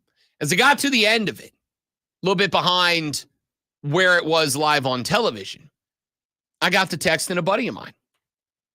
And I said, these are the reasons that no matter how much controversy there is, no matter how frustrated I am with the game, this is why I genuinely feel that no matter what happens, baseball will always be the sport that I feel the most romantic about. And I think it is the sport that America, even if the number of people is shrinking to some degree, I think this is the sport that will always be the most romantic to Americans. This will always be our sport. This will always be the sport that when you think of American sports, baseball jumps to the top of the list. Yes, football's more popular. I'm not arguing it's not. The NBA may be more popular than Major League Baseball now. I'm not saying it's not. I don't know. What I'm saying is, I think the passion for baseball, and this is 100% anecdotal, I have no empirical evidence to back it up, but I think the people who are romantic about baseball will always have a deeper passion for baseball than fans of any other sport. And it was last night put that on full display. There was just something about it that I sat up way later than I should have last night because I couldn't stop watching. I couldn't stop listening to the stories. I think that's one of baseball's strong points. This is why I've said for a very long time, baseball would be served, as would a lot of other sports, to push the teams, but to make sure that you are always presenting new, young, followable baseball stars to the country, right? You should always be putting the next star up on the pedestal and doing a better job of it. Because I do think that is one of the weaknesses of baseball. Because we love individuals. We love stories. We love drama. We love stories. You don't think next year when it comes back, the second comeback of Ronald Acuna Jr. isn't going to be a story that nationally baseball fans are following? Of course it is. Aaron Judge in the home run chase this year is a story that we are going to follow. So watching last night as they were telling the stories of these great Negro League players and of the Negro League teams and of all the things that happened during a period in baseball where a group of people were told, you are not allowed to play on the biggest stage in the country because of your skin color. And they went, fine by us, we'll put on our own show. And not only did so in a league that is widely considered by baseball historians to have been better than Major League Baseball in terms of performance and athletes. To watch those stories get told on a national scale, man, the lady went to bed. I moved back to the bro cave. I sat back in the game chair. The phone didn't get picked up. The Xbox didn't get turned on. I just sat and relaxed and enjoyed an incredible and romantic evening of baseball. If you missed it, go back and check it out. It was unbelievable. Got a lot more wrapping up the 7 o'clock hour when we come back on the Rob Brown Show in the Fan Upstate.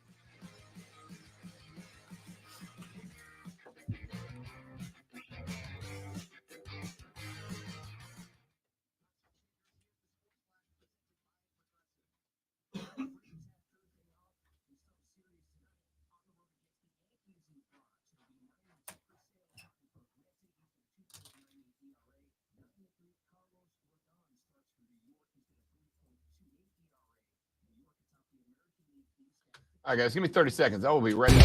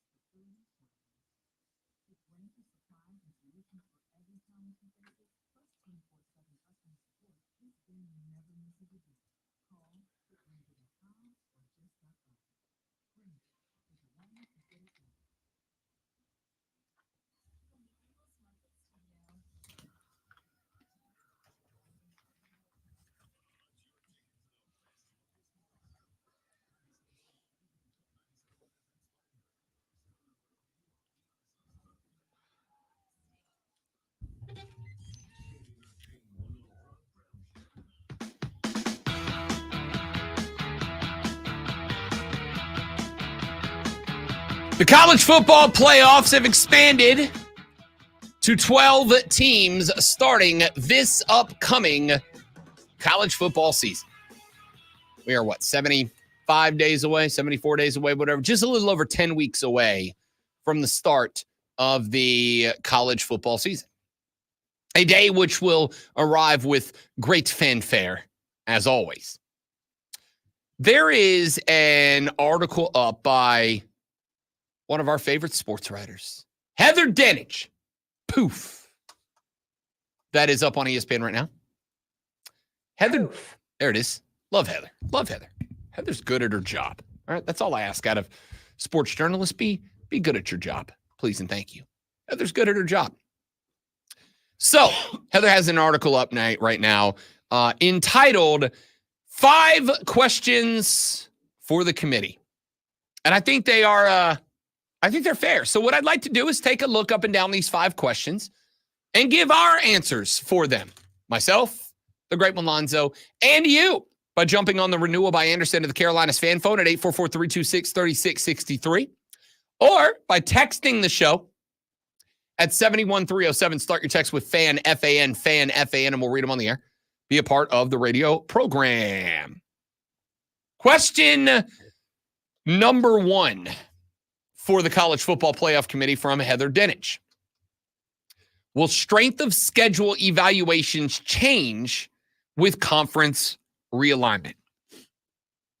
Heather Dinich says losing isn't something the top national title contenders are used to, but even some coaches expect that to change, and it could make things tricky in the committee meeting room. The committee has historically rewarded teams that play tougher opponents, holding wins against college football playoff top 25 teams in high regard. With the Big Ten expanding to 18 teams and the SEC to 16, though, some CFP contenders now have a more difficult path to their own conference championship game. The rigorous SEC and Big Ten schedules are going to make it even more difficult for those respective leagues to produce undefeated or even one-loss conference champions. Dinich points out that according to ESPN stats and information, since 2014, 14 of the 20 teams that participated in the SEC championship game had 1 or no losses. During that same time, 11 of 20 Big Ten teams playing in the league championship had 1 or no losses. But they expect now, according to ESPN's preseason FPI, only 3 teams have at least a 10% chance to finish the regular season undefeated. Those 3 teams are Oregon, Notre Dame, and Georgia. No teams have more than a 20% chance to go 12-0. The only other time during the CFP era that no teams had more than a 20% chance to finish undefeated was 2016, and Alabama was the only Power 5 team that did finish 12-0 that year. This is why I have said the controversy isn't going away. It's just moving further down the line, right? We know our top 4 teams are in, right? There's going to be no controversy.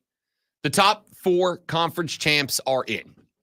3 power conference champs, and then, what is it, fourth highest rated champ to make sure we get a group team in. But outside of that, the rest is going to be a lot of arguing in a back room of a hotel by some suits. And we're going to know who the probably best, 8, 9, 10 teams in the country are. But teams 10, 11, and 12, we're going to have arguments about. The best thing in the world for me, the best thing that could happen in year 1 of this tournament, great one, would be is if an 11 or a 12 seed wins the Natty right out of the gate, right? And it's absolutely possible. Ohio State could come into the playoffs as an 11 seed and run the table through the playoffs and win the Natty. Don't say that. But you're right, they could. Absolutely, they could. And if they could do that, then all of a sudden, all of that controversy that we have dealt with in years gone by regarding who's number 4, FSU or Alabama, right? All of those types of controversies are still going to exist. They're going to exist for spots 11 and 12, 13 and 14. Who should get in? So is the evaluation of conference schedule going to change, or of schedule, strength of schedule going to change? Yeah, it absolutely is. What's going to be interesting is the way that it changes, right? Because if you already think, as I do, that you get bonus points just for existing in the SEC or the Big Ten, yeah, that's about to get worse. That's about to get worse. However, it is also now empirically going to be more difficult for teams to get in. It just is. So that is absolutely going to be a problem. Question number 2 from Heather Dinich. How many teams from the SEC and Big Ten will fill the bracket? She said, using last year's final CFP rankings with conference realignment for 2024, the Big Ten and the SEC would have combined for 10 of the 12 playoff spots. She points out that, according to last year's rankings, SEC champ Alabama would have been in, along with Texas, Georgia, Mizzou, and Ole Miss. Big Ten champion Michigan would have been joined by Washington, Pac-12 champ last year, Ohio State, Oregon, and Penn State. One of the things that is interesting and that I do think is going to be discussed at length in the future is the fact that there is no rule as to how many teams from one conference can qualify for the playoff, but there are guaranteed spots for the 5 highest ranked conference champions. Most likely, those will feature the champs from the ACC, Big Ten, SEC, Geico 12, and a group of 5 winner. In 2023, those winners were FSU, Michigan, Alabama, and Texas, and Liberty out of Conference USA. So Heather asked the question, how often will the conference champs from the ACC and the Big 12 be their lone representative? And I can tell you now, the answer is right out the damn gate, all right? It's going to be tough. Now, there is absolutely going to be some truth to the belief that those are just the best conferences. That's why they're gobbling up the best teams and making the most money. So, yes, there is some justification for it. But every time that you say the only rep from the ACC will be the ACC champ, let's say the last 2 years, right? FSU goes in. Now, last year's kind of a tough argument because you didn't really have another team that you looked at and you circled and you went, this team could have done it. But we have had a lot of years where you go, Clemson was the champ, but FSU was 10-2, and the only 2 losses were Clemson in the regular season and Clemson in the postseason in the ACC title game.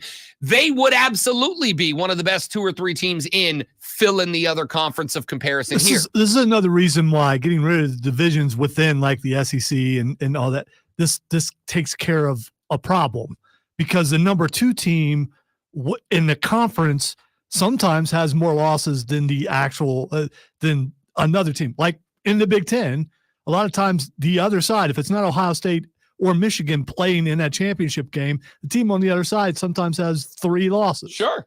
And so eliminating the SEC East versus SEC West, then you don't have to worry about that anymore. Then it's the top 2 teams.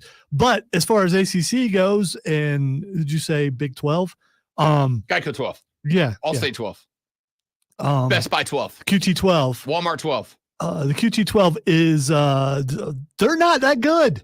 I mean, they're not that deep compared to the other conferences. So it just makes sense. It's about best team, not about anything else. No, but right? here's the thing. I don't think anybody's ever had that argument. I think the argument has always been, and this kind of circles back around to question number 1, how do you prove the best team if they don't all play each other? How do you prove the best team? How do you prove that the second place team in the ACC that has only 2 losses to the ACC champ once in the regular season and to the ACC champ in the postseason, how do you prove that that team with 2 losses wouldn't have run undefeated through the Geico 12? It's going to be combined eye tests, not just one guy deciding, but the committee going, according to our collective eye test, that team, the second team in the AC, is not any better than the fourth team in the SEC. Sure.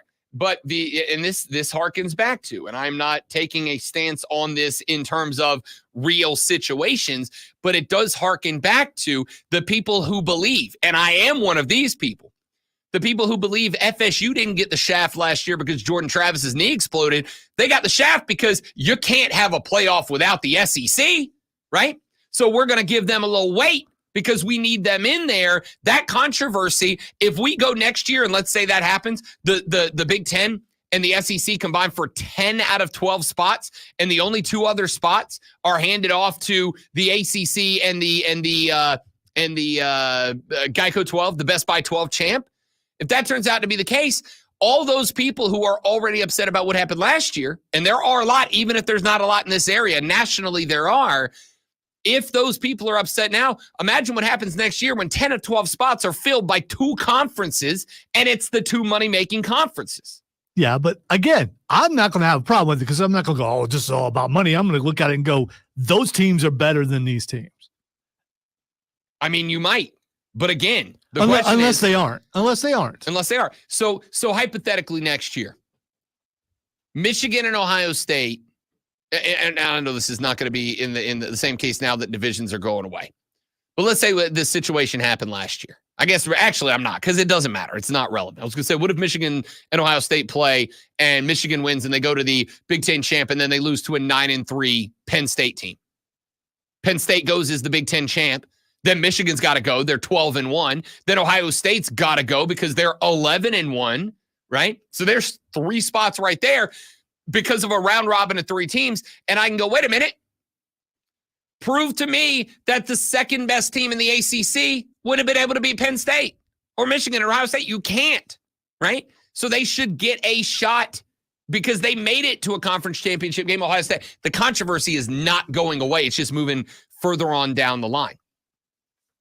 Let's see. Another question from Heather Dinich is, how difficult will it be to rank the number 8 and 9 teams with the number 1 team looming? The 4 highest ranked conference champs will earn a first round bye. Everyone else will play a first round game on the home campus of the higher seed. The winner of the game between the 8 and the 9 will face the best team in the country in the quarterfinal. The loser goes home. Heather asked the question, is this something the committee will think about either consciously or unconsciously as it compiles its final rankings on Selection Day? Remember, these games will be played on December 20th and 21st, which could be very cold on some campuses, particularly the Big Ten. How much of an advantage might that be if they are hosting a team, say, from the South? She says last year in a 12-team field, Oregon would have hosted Mizzou. Autzen Stadium has a distinct home field advantage because of its smaller size and location. The winner of that game would have played number 1 and Big Ten champ Michigan. And again, it's a fair question because I've got to ask you, how do you differentiate specifically with 8-9, but also true of 7-10, also true of 6-12? How do you differentiate between 8 and 9, especially if, let's say it's 8 Penn State and 9 Texas A&M? You got Texas A&M, which in December is 72 and nice outside, and Penn State, which on December 20th is going to be bleep you, your fingers are going to fall off cold. That's a huge advantage to one team over the other. How are you going to differentiate 8 to 9? Or is it just going to be another few years of the same crap? The same crap, just as I said, move further down the rankings. Yeah, that's what it's going to be. Yeah, it is. It for sure. I mean, when they went to 12, 10, 11, 12 is going to be an argument. It just is. It is. And I think the reason that, even if you feel like that is the case, and I do, even if you feel like that is the case, and I think these are good questions, all of which are going to be answered with the whole concept of life's not fair. Poof. Yeah. I think the acceptance that we have here is, well, at least we think, by and large, more often than not, the teams that get in at 9, 10, 11, 12, likely or not, usually are not teams we think would win a natty. Doesn't mean they won't in this circumstance. That's why we do a tournament. But in years gone by, we've never cared about teams 9, 10, 11, and 12 because they're not natty contenders. Teams that are 4, 5, maybe 6 are. And I do think that is why Is we're it still going to kicking matter, though? I mean, the teams that are 9 through 12, chances are they're not going to win. But I think the majority of people are probably just going, hey, we get more football, meaningful football, not the bowl games that don't mean anything, and but stuff that means something. Another round of college football on college campi, right? Yes. One more, because if you don't think if Penn State's hosting a playoff game that Happy Valley's not going to be the most electrifying place at all during college football season, I don't know what to tell you.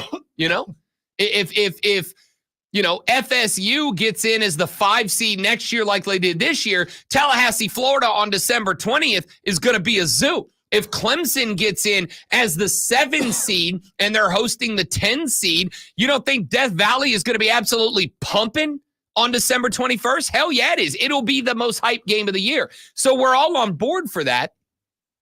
But for me, I still want to find the best, most fair, and most accurate way to determine a champ. And while I do think 12 teams is better than 4, the point is the only reason it's better than 4 is because the controversy is not going anywhere.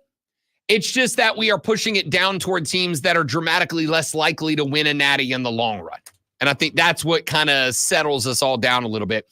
Your thoughts are welcome. 71307 is the text line. 71307. Start your text with FAN, F-A-N. We'll read them on the air. You can call us on the Renewal by Anderson to the Carolinas fan phone at 844-326-3663. That is the phone number. If you ever called a phone number to hear Lonzo read a sports flash, we'd have to charge you $9.99 a minute for it.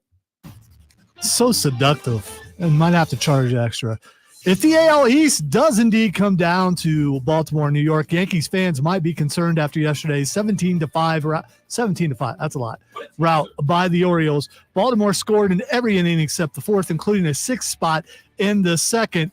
Louis Gales, I know that's not how you say it, but I'm going to do it anyway. Cy Young campaign took a bump after giving up 8 hits and 7 earned runs in just 1.1 innings, and Baltimore recorded 19 hits in the contest.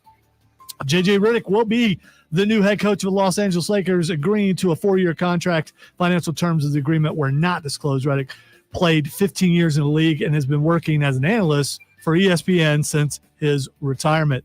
Hey, tune in this afternoon from 3 to 7 p.m. for a brand new spanking show, local show. It's spanking tonight. It's Wire to Wire. Cole Bryson and Deese will get you up to date on all the latest stories, Wire to Wire.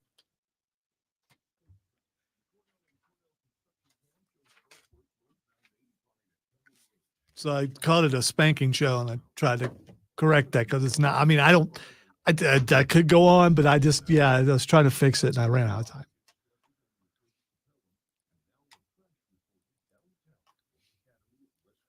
So if you tune into the show expecting spanking, it's probably not. They're going to spank all other sports shows that are on at the same time. That's what they're going to do.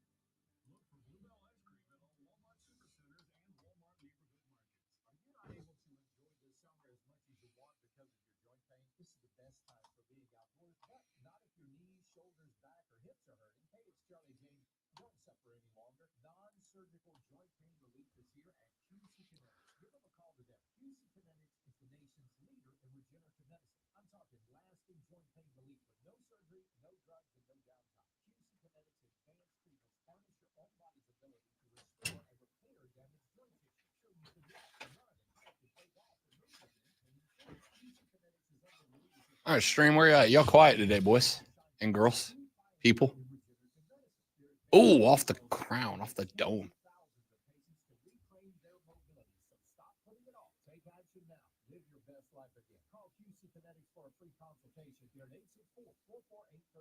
The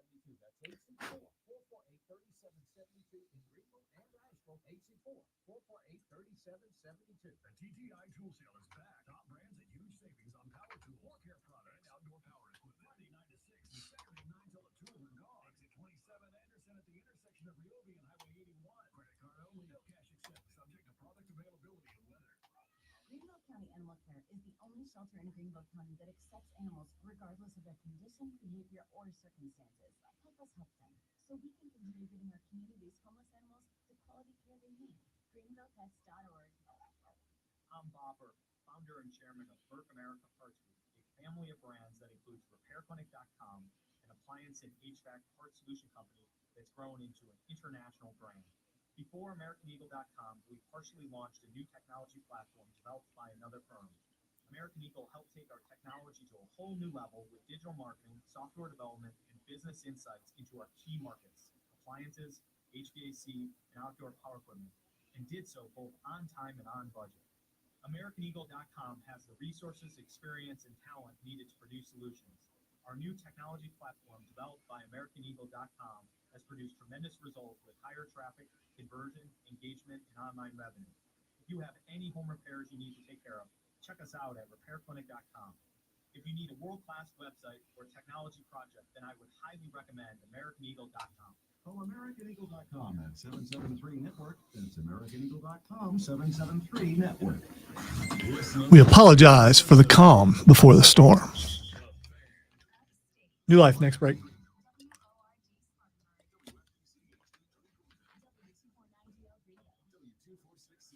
New Life, next break. Rob hear words. Rob sometimes have difficulty processing words. Lonzo being silly because does not know how to be serious.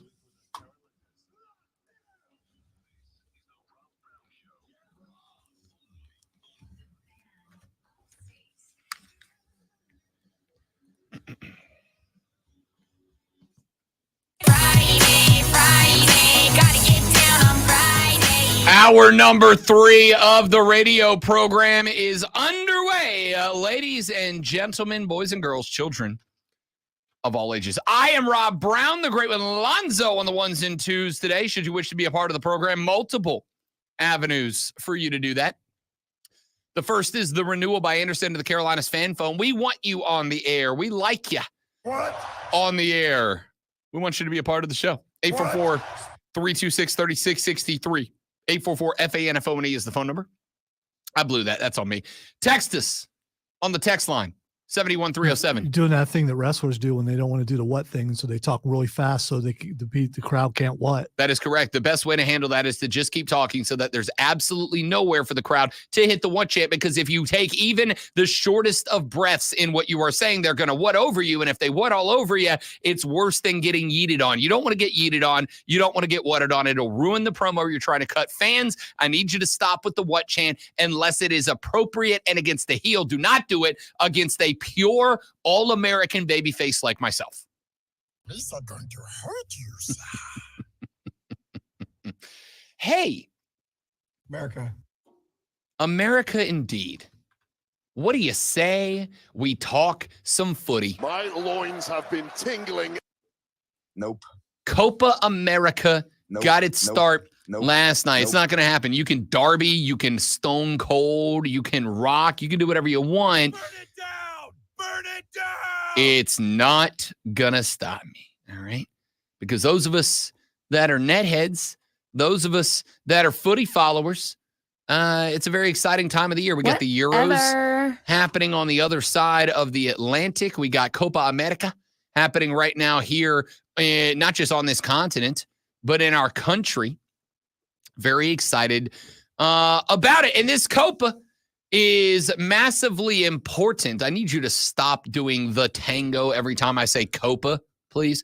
It's very distracting, all right? Although I very much want to take Lonzo to a salsa night now. Not like chips and dip, like the dance. Hey, these hips are amazing, man. Just saying. Lonzo's hips don't lie. Duh. Copa America's big for this U.S. men's national team, and I will give you the reason why. It is not just simply because I could be lazy and say, oh, it's all about figuring out if Greg is going to get his system ready for the World Cup in 2 years. Because frankly, I'd like to stop being embarrassed is what I'd really like. I'd like to really stop being embarrassed by a team that should be exceptional. And most importantly, in the run of should be exceptional, should be in its golden era of footy right now. At least its golden era so far. The last time the U.S. was on the world stage was like in the 50s of like the 1900s, right? I'd like to stop being embarrassed with probably the largest wealth of talent that this country has produced on a pitch, maybe ever. Maybe ever. Talent-wise, this team should be better than the teams that we had with Landon Donovan and Clint Dempsey and Tim Howard, et cetera, et cetera. Talent-wise, they should be better than that. But there have been some issues with this squad. There have been some issues, and I will give you one of them right out of the gate. Well, I won't. Hercules Gomez will. The strength for this U.S. men's national team is the wingers that you just rightfully pointed out. It's because that 9 is a facilitator. That 9 needs to interpret space, needs to be oftentimes a dummy, a decoy for that wing play. And it's not conducive to these players. Herc, is Greg Berhalter wrong to build his attack that way, though? I mean, I would say if I got to give the ball to one guy, Christian Pulisic, or any of those number 9s, I'm building through Pulisic, or even Weah ahead of those number 9s. So I hear what you're saying, but I don't blame Berhalter for not picking a 9 that's not going to help those guys, because those are your guys. I blame a coach who has quality finishers and can't make them quality finishers on his team. I blame a coach for that. Now, Christian Pulisic has no problem and has never had a problem playing with quality 9s in his club career. Why is it the exception now on the U.S. men's national team? Why can Christian Pulisic play with a quality 9 in AC Milan and also get his goals, but he gets his assist, but it's different on the U.S. men's national team? Why are we ignoring that there are some quality goal scorers in the pool for the first time ever? It's not a 9 issue. It's the way you use the 9. That, to me, is a weakness. There's going to come a time where the goals aren't going to come from Christian Pulisic. They're not going to come from Timothy Weah. You're going to need somebody to bail you out. Usually that person who bails you out is a 9. Why can't that 9 function in this system? That's it. That's it. That's the take from Hercules Gomez. And this is one of the primary issues for those of us that have issues with Greg that we have. It is the fact that there is a wealth of talent on this team. And I will even give Greg a little bit of credit here and say that it seems like at a point in time where there has never been a deeper or better player pool than there is right now, it feels like there is a bit of an issue because we've got the guys that can play out wide. We've got the guys that can be facilitators through the middle. And some of those guys can score, without a doubt. But where's the guy that should score? Where's the guy that should score? We have been leaning on Christian Pulisic for a very long time. As you heard Herc Gomez say there, Pulisic, no matter where he's been, Chelsea, AC Milan, it doesn't matter. Anywhere you put Pulisic, when you give him a number 9 who is a threat, who is a danger, who can play the 9, we don't really have that guy right now. When you give that guy somebody that can play with a 9, it opens Christian Pulisic's game up so much because now not only is he not being leaned on to come up with goals for us, but on top of that, he's also not being hounded when he does have the ball, so scoring goals becomes easier for Christian Pulisic. Remember, go back to the Dallas Mavericks in the NBA Finals. What was the problem that the Mavs had? The problem that the Mavs had, and it's not a problem all the time, but the better talent you play, the more it becomes a problem. The problem that the Mavs had, in my ever so humble yet frequently correct opinion, was that it was basically the Luka Doncic show. And if a team figured out how to slow down Luka Doncic, the Mavs got in trouble. The Timberwolves inconsistently did it. The Boston Celtics shine the brightest of light on that. I told you about the not just the moment in game one, but the moment later in the series when I realized this series is over before it even really got started. Was because it became glaringly obvious that when Luka didn't have the ball, Boston was going to keep a good defensive player on him. Jaylen Brown was hounding Luka Doncic in this series. And I said that after, I think, game number 2. I said, here's your problem. Jason Kidd has leaned on the let Luka do it offense. Luka's going to do Luka stuff, and then you guys fill in and help him do Luka stuff.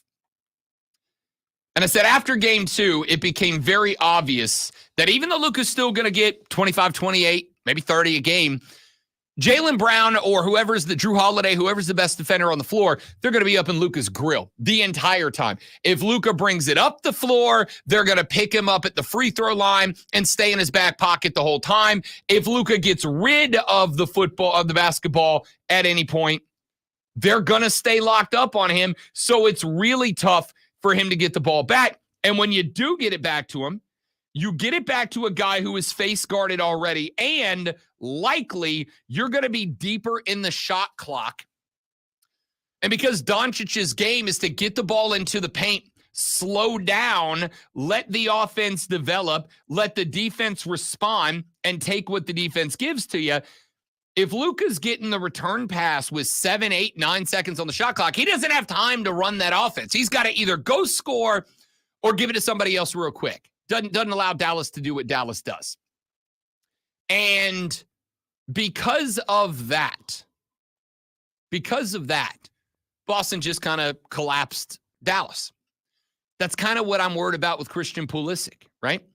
When Captain America is on the field for the United States, because he is the primary goal scorer when he should be more of a facilitator role who can attack when the door opens, like Luka.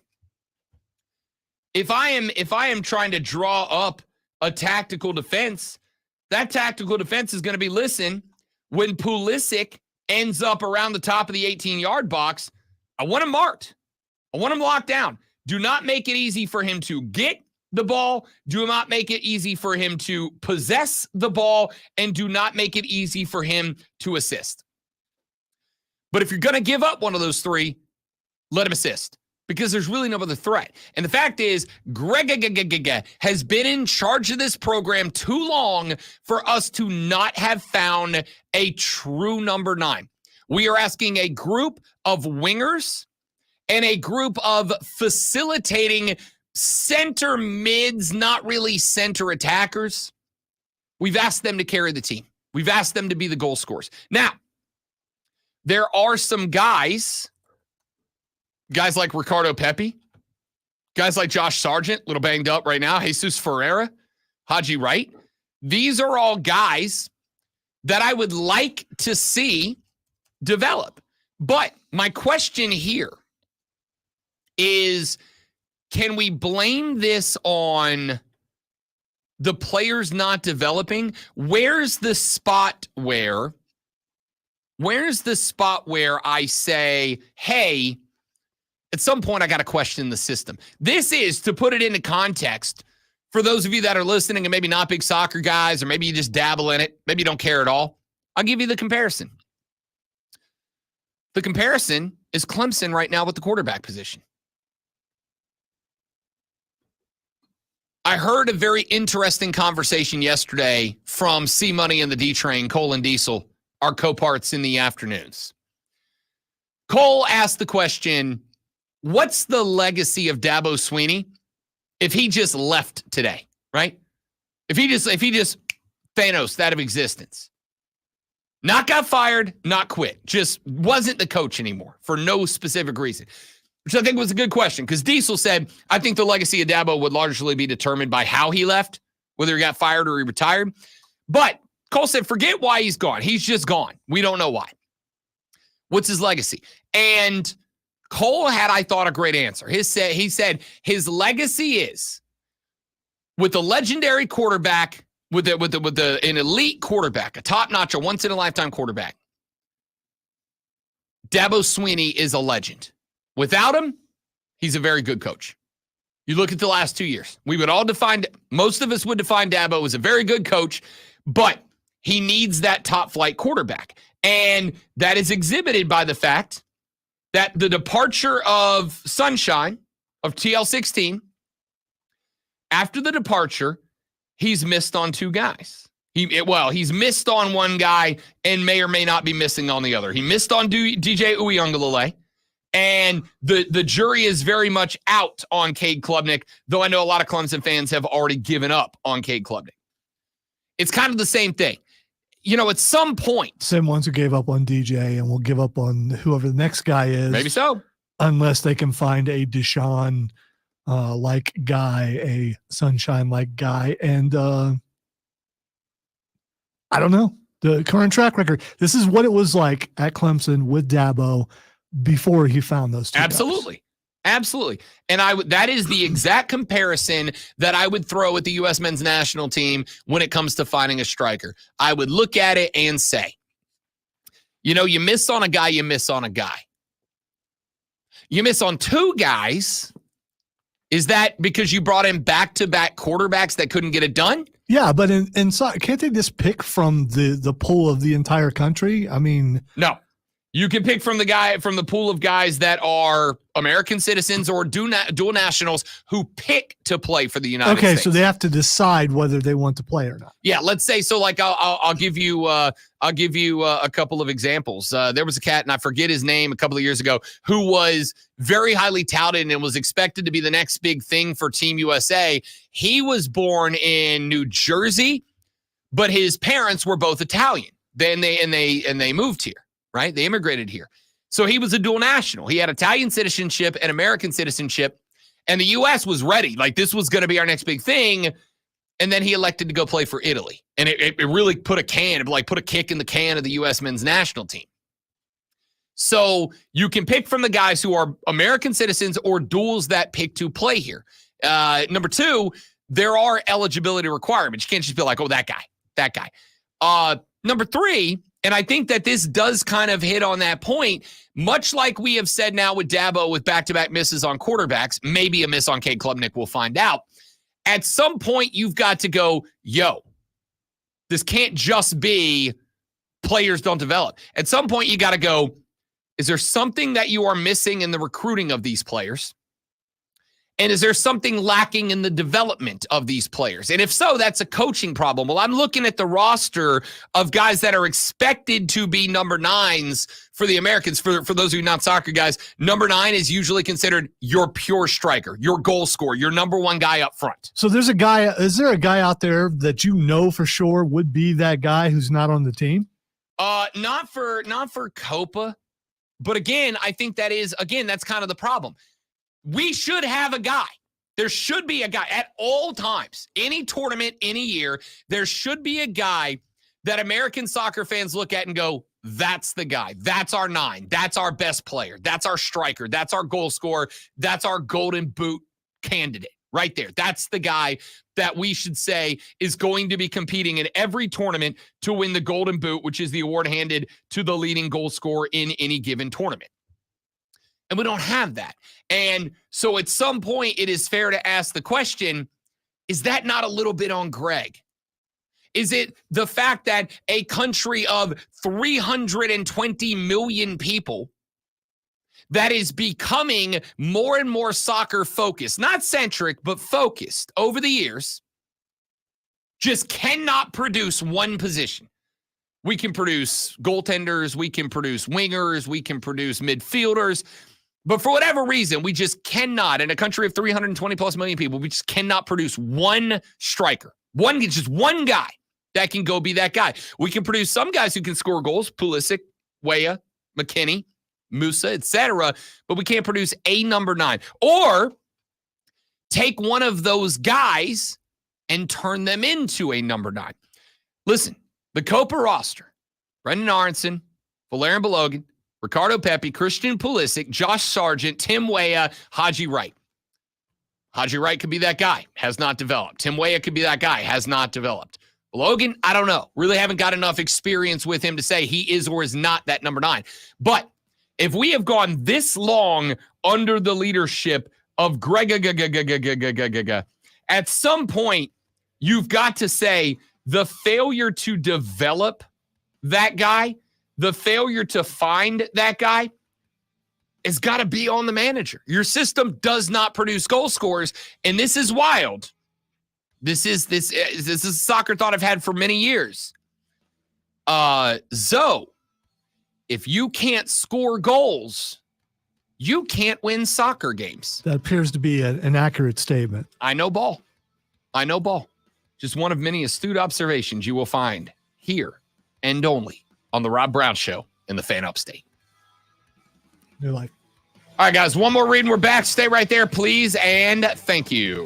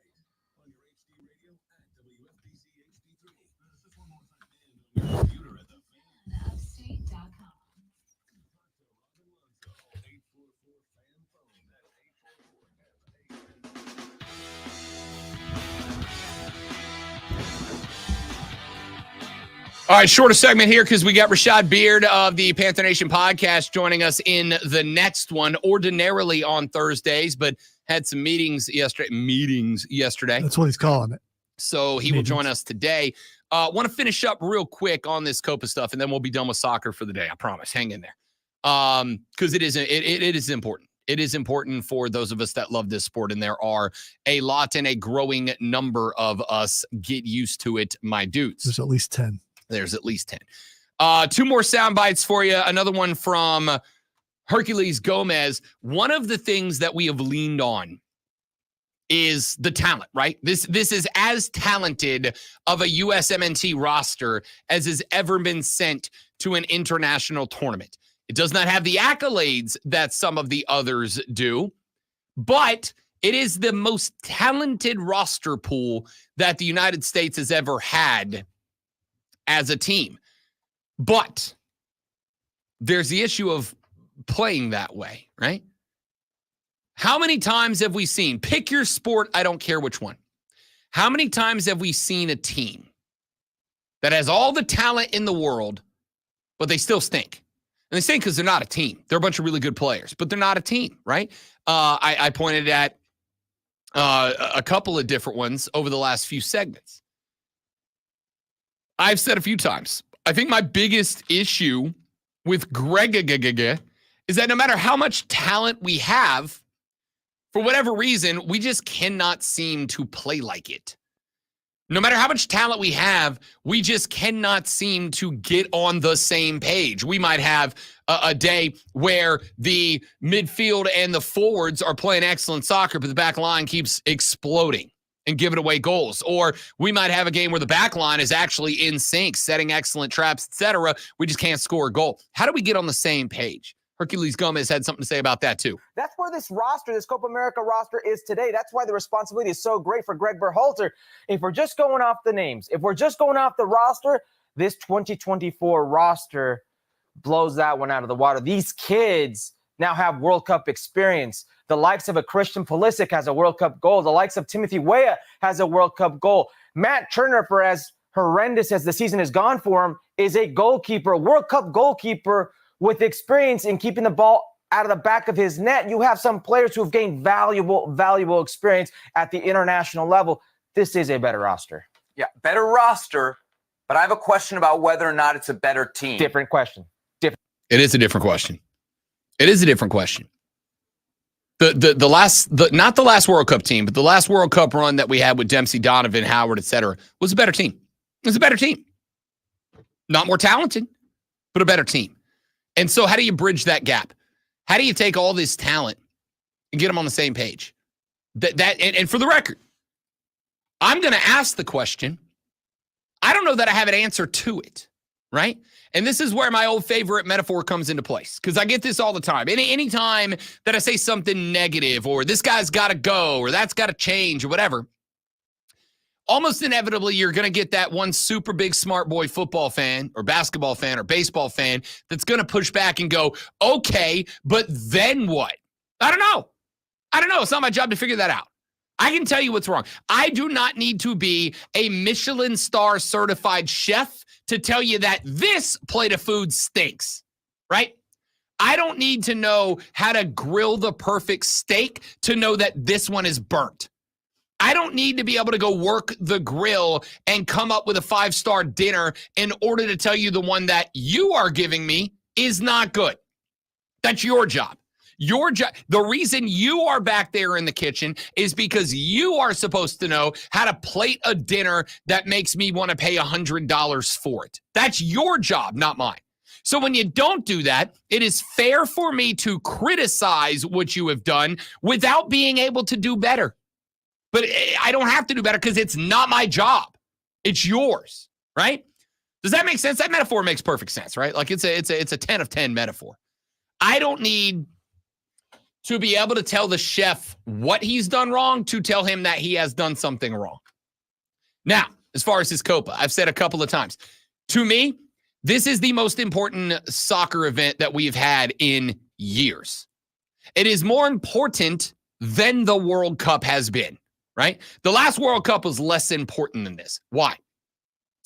because the last World Cup was full of a bunch of dudes that were in their first World Cup. The expectations weren't non-existent, but the expectations were not as high as they are for the next World Cup, especially a World Cup that we host. It's on our field. It's on our spot, right? It's in our position. So because of that, with the expectations being dramatically elevated in the next World Cup, you've got to work towards them here. Jurgen Klinsmann, former manager for the U.S. men's national team, and a guy that a lot of us, shockingly, would bring back if he replaced Greg.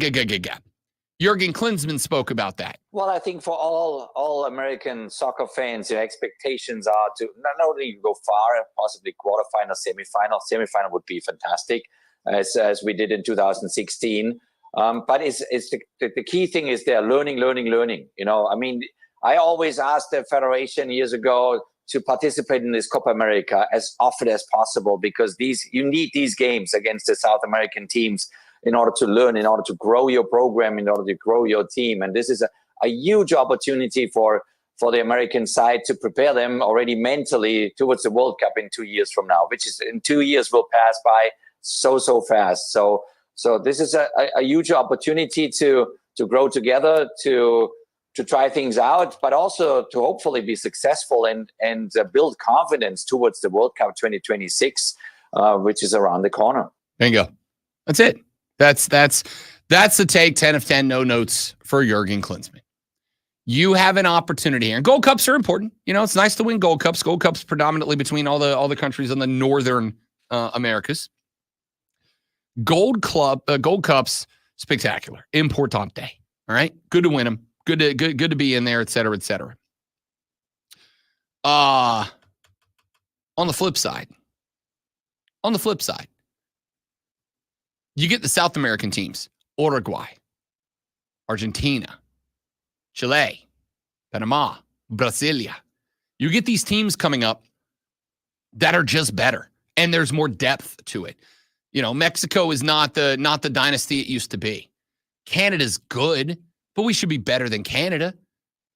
The teams in the Caribbean, out of CONCACAF, which is what the Gold Cup is, the teams out of the Caribbean are fine teams. Jamaica, Haiti, Dominican Republic. These are all fine teams, but like they're not top notch, right? And at the end of the day, iron sharpens iron. You got to play the best to be the best. You got to beat the best to be the best. Woo! And this is our opportunity to do that. Going out and beating Costa Rica should be expected. It should happen. Not just going out and beating Costa Rica should be expected. Going out and beating Costa Rica by 5 should be expected. Every time out, we should be that dominant in CONCACAF. We should be to CONCACAF what the Chiefs have been to their division for the past few years. Just dominant. You come into the year knowing the Chiefs are winning that division. That's not a guess.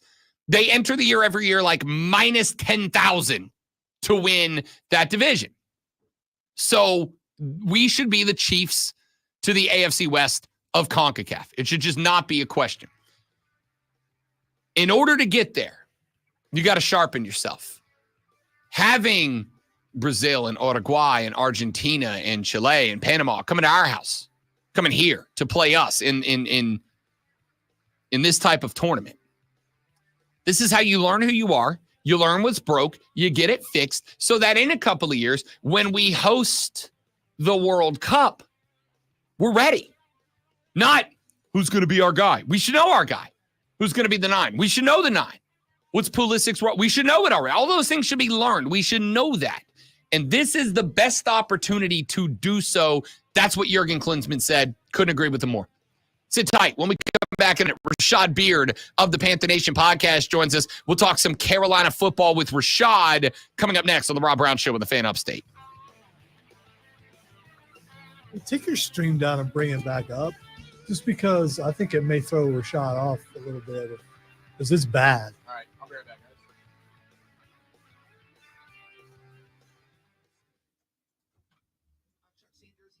Are you just in beefcake mode on the screen now? The Carolina Panthers have announced training dates. Things get underway on July the 24th. That's one of 14 open practices. Can't be held at the Panthers practice fields in Charlotte. The team's annual Fan Fest will be held at Clemson. That's it for Thursday, August 1st. The Atlanta Braves had Thursday off. They start a series tonight on the road against the Yankees in the Bronx. It'll be 9-2. Chris Sale starting for Atlanta. He's got a 2.98 ERA. 9-3. Carlos Looks better already, I think. Yeah. Yeah. There he is. There he is. There he is.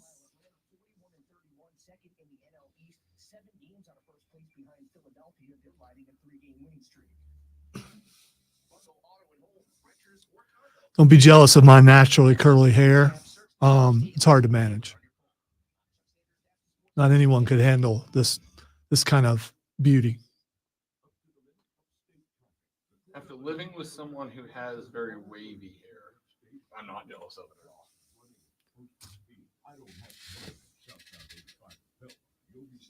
He is patched through my computer, Steven, so let's get weird.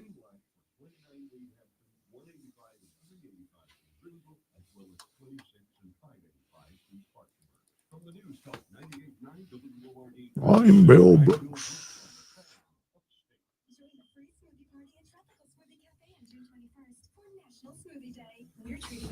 Hope if it explodes, hope it explodes down. I don't need any shrapnel this way.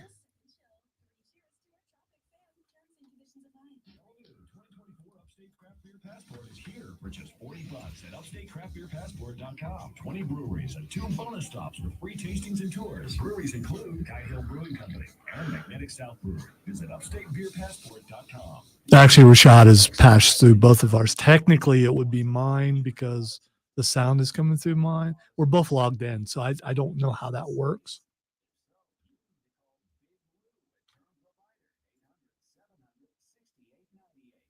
And there he is. What up, Shad? What's up, guys? What you doing, buddy? Good. Glad to hear it.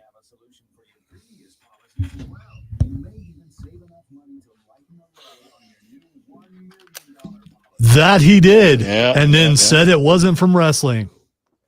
Because he was and probably still is a genius. Stinking genius. So much of a genius that he moved up north. Cannot wait till the snow falls. Cannot wait. But he says how beautiful it is. And then how that quickly turns to complaints about how dirty and gray things look and how dismal it is. And how do people get around in this much snow? What do you mean I got to be at work?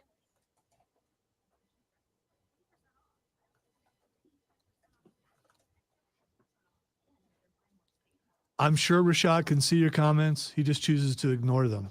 Yeah, I'm not. I'm trying to set up a stream. Yeah, he's working on it.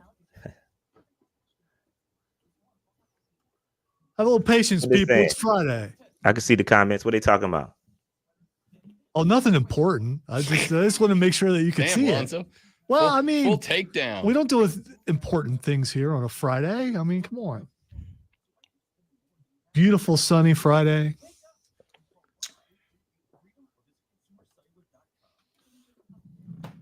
I'm guessing it's sunny in North Carolina also. It is. It's nice. Just went on a little run. So.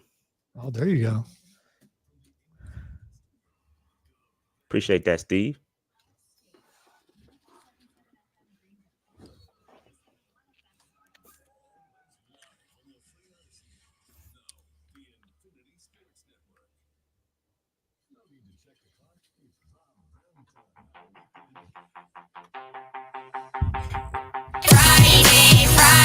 Gotta get down on Friday. Well, Friday, gotta get down on Friday. welcome to the last 2 Fridays of my life. Rashad Beard's about to fall the hell out of his chair right now, catching the stray Rebecca Black for no reason. Welcome in, ladies and gentlemen. Sorry, I was a little loud. It was a little bit loud. But that just shows how Friday it is. The Rob Brown Show back on your radio. It is the Fan Upstate. Rob and Lonzo with you. And now join, we usually are on Thursdays, but He was off on some top secret mission that he'd love to tell you about, but would have to kill you if he did. Rashad Beard from the Panther Nation podcast. Find them on Twitter at Panther Nation PC. But more importantly, look them up on YouTube. Make sure you get subscribed. Hit the little smash that like button, I think is what the kids say nowadays. What up, Rashad? How we doing, big dog? What's going on, man? Feeling good on this Rebecca Black Friday, man. That definitely caught me off guard. Haven't heard that song in a long time. Zoe found that bed, and Rebecca Black has probably tripled her royalty payments over the past week and a half. That's a fact. Just off of that one play. Just off that one play. Rashad Beard from the Panther Nation podcast. Again, make sure you look them up and follow them on YouTube. Spectacular show. Y'all gonna take a nap this week? Y'all been busy, Shot? Yeah, we haven't been too busy. This is it's a bit of a slow news cycle with the training camp ending, or excuse me, mini camp into training camp. You got this long break. So we're working on some things, but it's a little bit quiet right now. I'm gonna be honest, things about to ramp up with the release of the training camp schedule and all that good excitement. We're excited about that. Well, I don't know if you guys are excited about that in that area, but we're definitely excited about it here in Charlotte. I wonder what's the vibe like with training camp, being removed from that area. You guys getting good old that was a hard jab, wasn't it? It was. I'm just asking. No, I'm curious. This is a serious question. It's interesting because I think there was a pretty distinct connection between this area and the team with the training camp down here at Wofford. And when it went away, there were a lot of people. Well, first off, the folks in Spartanburg real upset, which makes sense, right? Because when you had the camp there, you were bringing thousands of people from around the Carolinas down for 5, 6, 7, 8 days, hanging out, getting hotel rooms, spending time there, spending money in the Berg. And now that's all gone. There were businesses that probably utilized that 1 week a year to float a lot of the rest of the year. And that's just gone now. I will tell you that one of our previous hosts here on the station was making a push to effectively start a petition to just rename them the Charlotte Panthers. He's like, hey, look, clearly they care about Charlotte, and you should, right? Especially now with the news that Tep wants $600+ million for his stadium upgrades. It is very clear that this team, I'll put it this way, Rashad, no one down here believes the one team, two statement or two states, one team mentality anymore. That's gone now. There's still the pockets of goodwill. Folks still love the Panthers, but I think a lot of that connection to the team, that kind of personal connection, kind of poofed out of existence there. Yeah, I think it's tough. You had Jerry Richardson, who was a Wofford legend, right? And he had the tie to Wofford, and we held it there for some. I'm honestly surprised that Tepper kept training camp there as long as he did and didn't move it sooner, just because he basically removed everything tied to Jerry Richardson. So that was, something that I saw coming. Again, I thought it would happen sooner rather than later. But I mean, Clemson, having the training camp fan fest in Clemson is interesting. Obviously, we started having our home games there first in Death Valley. And the word on the street was that, we were going to have it in Columbia. And I'm not sure what happened with the change between Columbia and Clemson. But it's interesting. I mean, I think I don't know if it's sincere, but it is like, hey, kind of take this fan fest and be happy with it type thing. So I understand, South Carolina and their displeasure with the Panthers right now, but hopefully it gets better, and hopefully Tepper finds another way to kind of appease our fans of South Carolina. All right, let's talk about that money thing, because there was an article up earlier this week on Yahoo Sports, and you'll have to forgive me, I forget the name of who penned it. It's still up on their NFL page if you go look at the Carolina page, but they said something to the tune of, Rashad, the or else in give me my money or else is starting to look more real. And one of the first comments that popped up on that page that I found really interesting is, has David Tepper ever directly threatened to move the team or even really insinuated? I got to thinking about it, and I'm like, I don't think I've really ever heard Tepper say anything that made me go, oh, damn, maybe he is thinking about it. And that's not to say he's not, but I think there's a lot of people that are kind of taking this hospitality tax payment to the Panthers as like a big threat. It doesn't feel that way to me. No, it's not. And I'm here locally, and I understand it, right? David Tepper is a billionaire. He has the money, right? He doesn't technically need the money. from Charlotte. I think he has like a net worth of 20 billion or something like that. So he doesn't need it. And people are saying, hey, okay, he's already rich. We don't need to give the rich more money, right? So I get that. I understand that. And I also understand that David Tepper isn't the most popular person in the world, right? He has done some things to this team that haven't been the greatest. And for me, I've been the one leading the train as far as calling him out when he doesn't. I've been the most critical of David Tepper. There's been no podcaster on YouTube more critical than David Tepper than me, right? But I've never once ever heard him say he's going to move the Panthers. That never has been a thing. I don't know where that came from. He's again publicly, he's always said, hey, I love it here. He brought soccer here. There's no indication that he's going to move the Carolina Panthers. So I don't know where this is coming from. And again, I get the hate, but there's that. I don't know where that's coming from. I think people are just saying that just to find something else to hate on about David Tepper. That's the vibe that I've gotten as well. But I did find this story about the Chiefs kind of interesting. I don't know if you've seen this. Chiefs have been saying, hey, we want money to renovate Arrowhead. And, as much as we don't want to, we might have to leave if we don't get it, which I think it's a strong arm tactic. I don't think Kansas City's going anywhere. But immediately, Kansas State, who is, obviously Kansas City is split between Missouri and Kansas. Kansas State started drafting a bill immediately saying, we'll give you your stadium. We'll give you the stadium. We'll give you the money for it. We'll build you the new stadium. You and the Royals come on over. And it's interesting, not because of the Chiefs, but it's interesting, Rashad, because it shows that there are still states and municipalities, as much as a lot of places are starting to push back on giving hundreds of millions of dollars to people who have hundreds of billions of dollars in the bank. There's still a lot of places that are willing to do that, to get a pro team, which to me, even if Tep has never really directly threatened moving the team, I also don't know that anybody's ever made the approach of like, yeah, but like, what if you bring an NFL and an MLS team to us? It's got to be a thought, I guess is what I'm saying here. Like there's got to be some thought about that. Yeah, I mean, that's economics, right? There's always going to be somebody looking to acquire that amount of income that's going to come with an NFL team and an MLS team. Right. So that's just bait. There's always going to be that threat. And so he doesn't have to say it. Right. He doesn't have to publicly say, I'm going to move the team, because there's always going to be somebody willing to go out there and say, hey, we'll give you the money you're looking for. So, again, I think that, I love the Panthers. I would hate to see them leave. I don't think there's been any indication that's ever going to happen. But shout out to Tepper, man. I think he's doing a good job. Listen, I'll call him out when he needs to be called out. But this whole situation with the renovations and the training facility and all that, he's doing a good job. I'm not mad at it. The Rock Hill thing kind of went sour, but he's doing a decent job. I'm assuming the business side, he's doing the best that he can. By the way, I went and looked it up. We talked about the Fan Fest happening in Clemson, not in Columbia.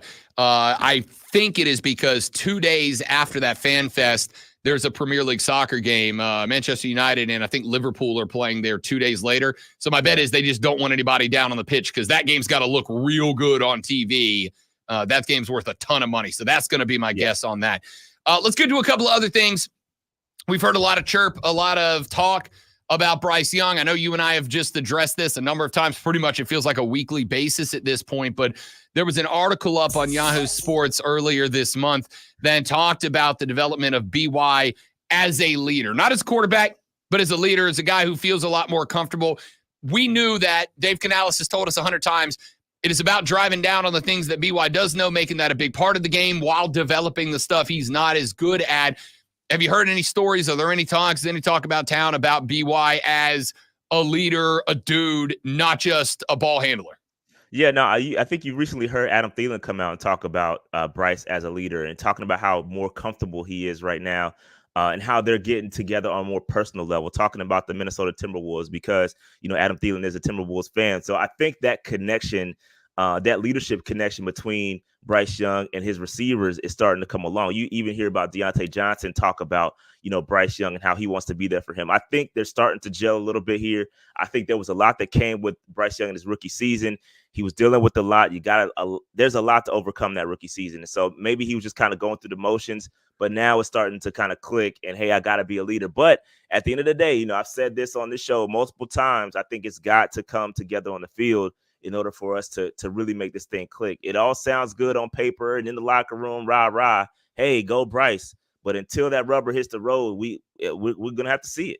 We're going to have to see it. And I'm hopeful. And again, everything's trending in the right direction. There's no indication where I'm like, oh, this is not going to work. I'm still in on Bryce. I think he can do it. I think he can lead this team to a solid season, and then we'll build on it next year. But I'm happy with the progression with Bryce. It definitely feels a little bit different right now, and hopefully we can put it together during the season. One of the names I've seen popped up a bunch of times on Reddit right now, there's a thread of Carolina Panther fans that are giving their in-season projections, not in terms of win-loss totals, but for individual guys. One of the names that has popped up a lot of times is John Mingo. And there's been conversation about, is he going to cut it? Is he going to make the cut? Can he break out this year now that he's got some time and familiarity? I think like every other young cat, and I've talked about this, I don't think you can put into words how detrimental to the development of a young player a bad coach can be. Urban Meyer at Jacksonville is the primary example.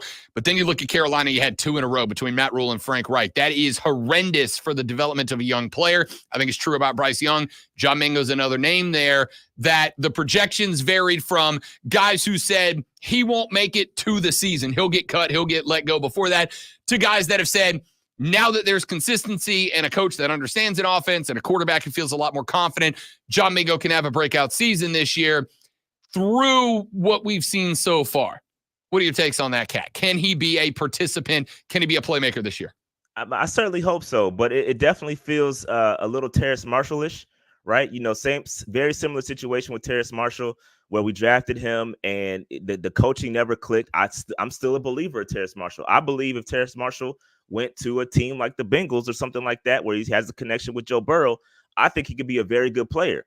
However, the things just did not click in enough time. And now he's on his contract year, and it kind of is what it is. I think he's not going to make it onto the regular season roster. Same thing goes for Jonathan Mingo. I think while Mingo's only in his sophomore season, I think if things don't click well with this coaching staff and they don't develop him, which I think they will, right? This coaching staff, Canellis, Idzik, those guys are wide receiver coaches, right? They know how to develop wide receivers. When we talk about Mike Evans, DK Metcalf, and he's got that body type. He's a bigger wide receiver. So I'm hopeful that the coaching staff will be able to get the best out of these guys. However, I'm not too worried, because guess what? There's a lot of talent behind those guys. When you talk about, there's a lot of like underrated talent. We talked about Coker. We talked about Pickney. We talked about Strawn. There's a lot of underrated wide receivers. Not only did we just drafted Xavier Legette. So there's a lot of underrated guys that could, pop up, and we could care less about Mingo. So hopefully that's the case. We'll see what happens. But go Mingo. I hope he does develop, because I think he's got some talent.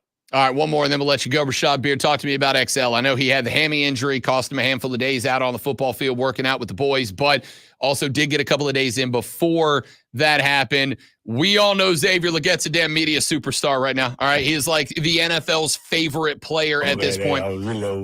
Between him and Keon Coleman taking the world by storm, I love both these cats immeasurably. As a football player, what have we seen out of XL so far? Has he justified yet? I know you can't really do it until the season starts, but has he calmed people down to believe that the trade up and the move to get him was justified? Yeah, I don't think that's going to happen. I don't think that calming of the nerves is going to happen until we see it. And I think it's going to take the entire season for him to show that.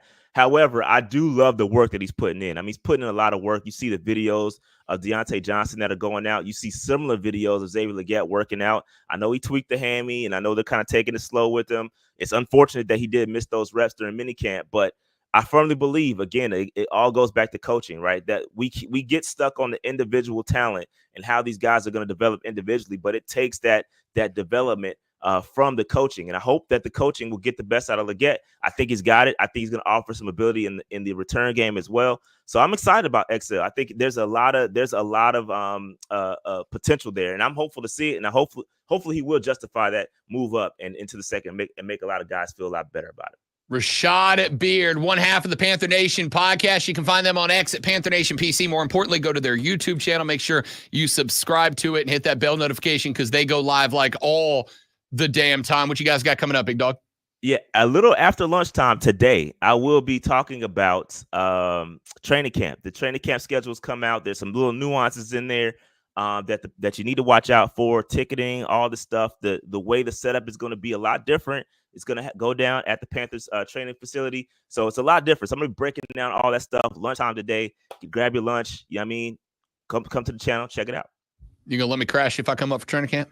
Come through. Yeah. Come My through, guy. man. My guy, Rashad Beard, host of the Panther Nation podcast. Again, make sure you follow them on YouTube. Get liked up. Phenomenal. It is without a doubt my number one go-to for Panthers talk. My man, appreciate you, big dog. Thanks for coming by. Absolutely, guys. Thank you so much. See you next week. Rashad Beard of the Panther Nation podcast. Swinging by, and he got up out of here before he got his last Rebecca Black on the way out the I should door. have been quicker on that. He was like, I'm out. Yeah. See you later. Well, he's going to be back at lunch. So he's got that's true. He needs a shower. He just ran. He just said he popped in after he just went for a run. My man showed up sweaty, glistening. That's it. Glistening. Yes. Rashad Beard. What a dude's the best. All right, let's take a break.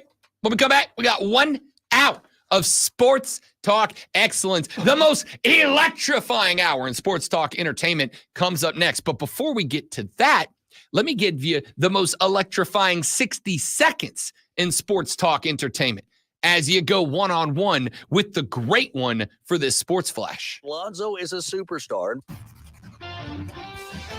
Hadn't played it in a while, and he's right. JJ Redick will be the new head coach of the Los Angeles Lakers, agreeing to a 4-year contract.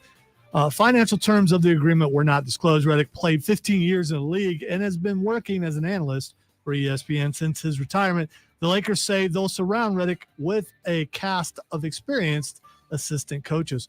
Also in the NBA, moves are already being made. Guard Malik Monk was thought to be a prize free agent, but signed a 4-year, $78 million deal to stay with the Kings.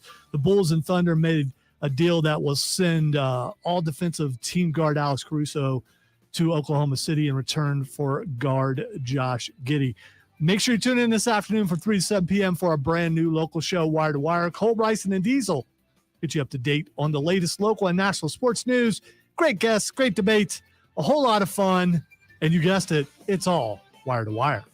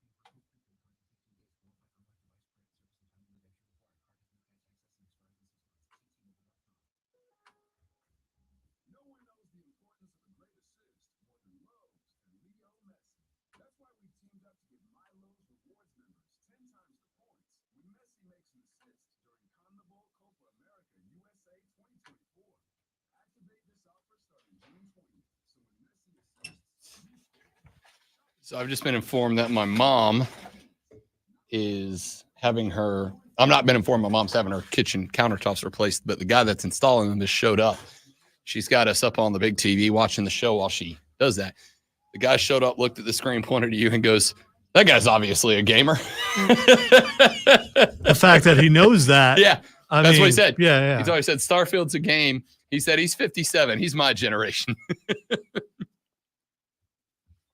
So what's up to the guy installing my mother's kitchen counter? Thank you for your hard work. It is greatly appreciated. By the way, 55, been a gamer since Pong. So, I mean, Since Pong. I need All a you shirt that folks- says been a gamer since Pong. That's true. That's got to be All true. you folks from the PNP that swung through, we appreciate it. Y'all feel free to stay. We got an hour left. Final hour of the Rob Brown Radio program goes now. Welcome, ladies and gentlemen. Spectacular to have you. Yeah. Wrapping up the show today. Want to be a part of it? 844-326-3663 is the number to jump on board. Have you heard this bit of a controversy going on about Michael Jordan? No, I know. It's never happened before. In 1987, 1988, Michael Jordan became the first player ever to win the scoring title and Defensive Player of the Year in the same season. Not only the first player ever, to this day, the only player ever to do that. Yes, it is. Never before has anything been worth more of a whoa than that. The 25-year-old at the time, drafted by the Chicago Bulls 40 years ago this week, he had kind of at that point, the biggest criticism of MJ was that he had been too focused on scoring points. He had been too much of a scorer, was not playing defense, and a lot of folks were busting it up for it costing his team wins at the time. Jordan led the NBA in scoring the previous season, but they got swept out of the playoffs in the first round by the Boston Celtics for the second year in a row. Jordan was labeled an elite scorer, but not a winner. What did Jordan do? He came out the next year and he won the Defensive Player of the Year award. Not only did it legitimize Michael Jordan as an all-around basketball player, but it was kind of the moment where a lot of basketball fans realized this dude is going to be really good. Like, really good for a really long time. But here's what's interesting. There's an article up on Yahoo Sports written by Tom Haberstroh that claims that, and I quote, considerable evidence, both statistical and corroborating video, suggests that Jordan's Defensive Player of the Year award may not be as valid as has been previously thought. He writes, quote, a closer look at Jordan's 87-88 season reveals a substantial discrepancy between his home and road statistics, raising questions about the authenticity of his off-the-chart steals and blocks numbers that season and shining a light on an era that seemed particularly vulnerable to the hidden hand of Homer bias. He goes on to write that Michael Jordan was consumed with winning, down to the fact that he would change every element of his game if he believed that it was to get there. And that one of the things that marked the early years of Michael Jordan was an obsession with being known and becoming a great defender. Haberstroh writes, quote, it wasn't enough to be a great defender. He almost certainly was. He wanted to be known as a great defender. The man behind the "and I took it personally" meme was consumed by his detractors. No slight too small to turn into redemptive fuel. Why? Why would you go look for this? Just out of the blue, decide, you know what? I'm going to go way back here and look at this and see if I can disprove this. Because there is nothing that we love more than kicking people off a pedestal, except kicking people off a pedestal and finding out that it's true that they deserve to be kicked off the pedestal. I mean, I don't think it is. No, I have a conspiracy. I have a conspiracy that this guy's a LeBron guy.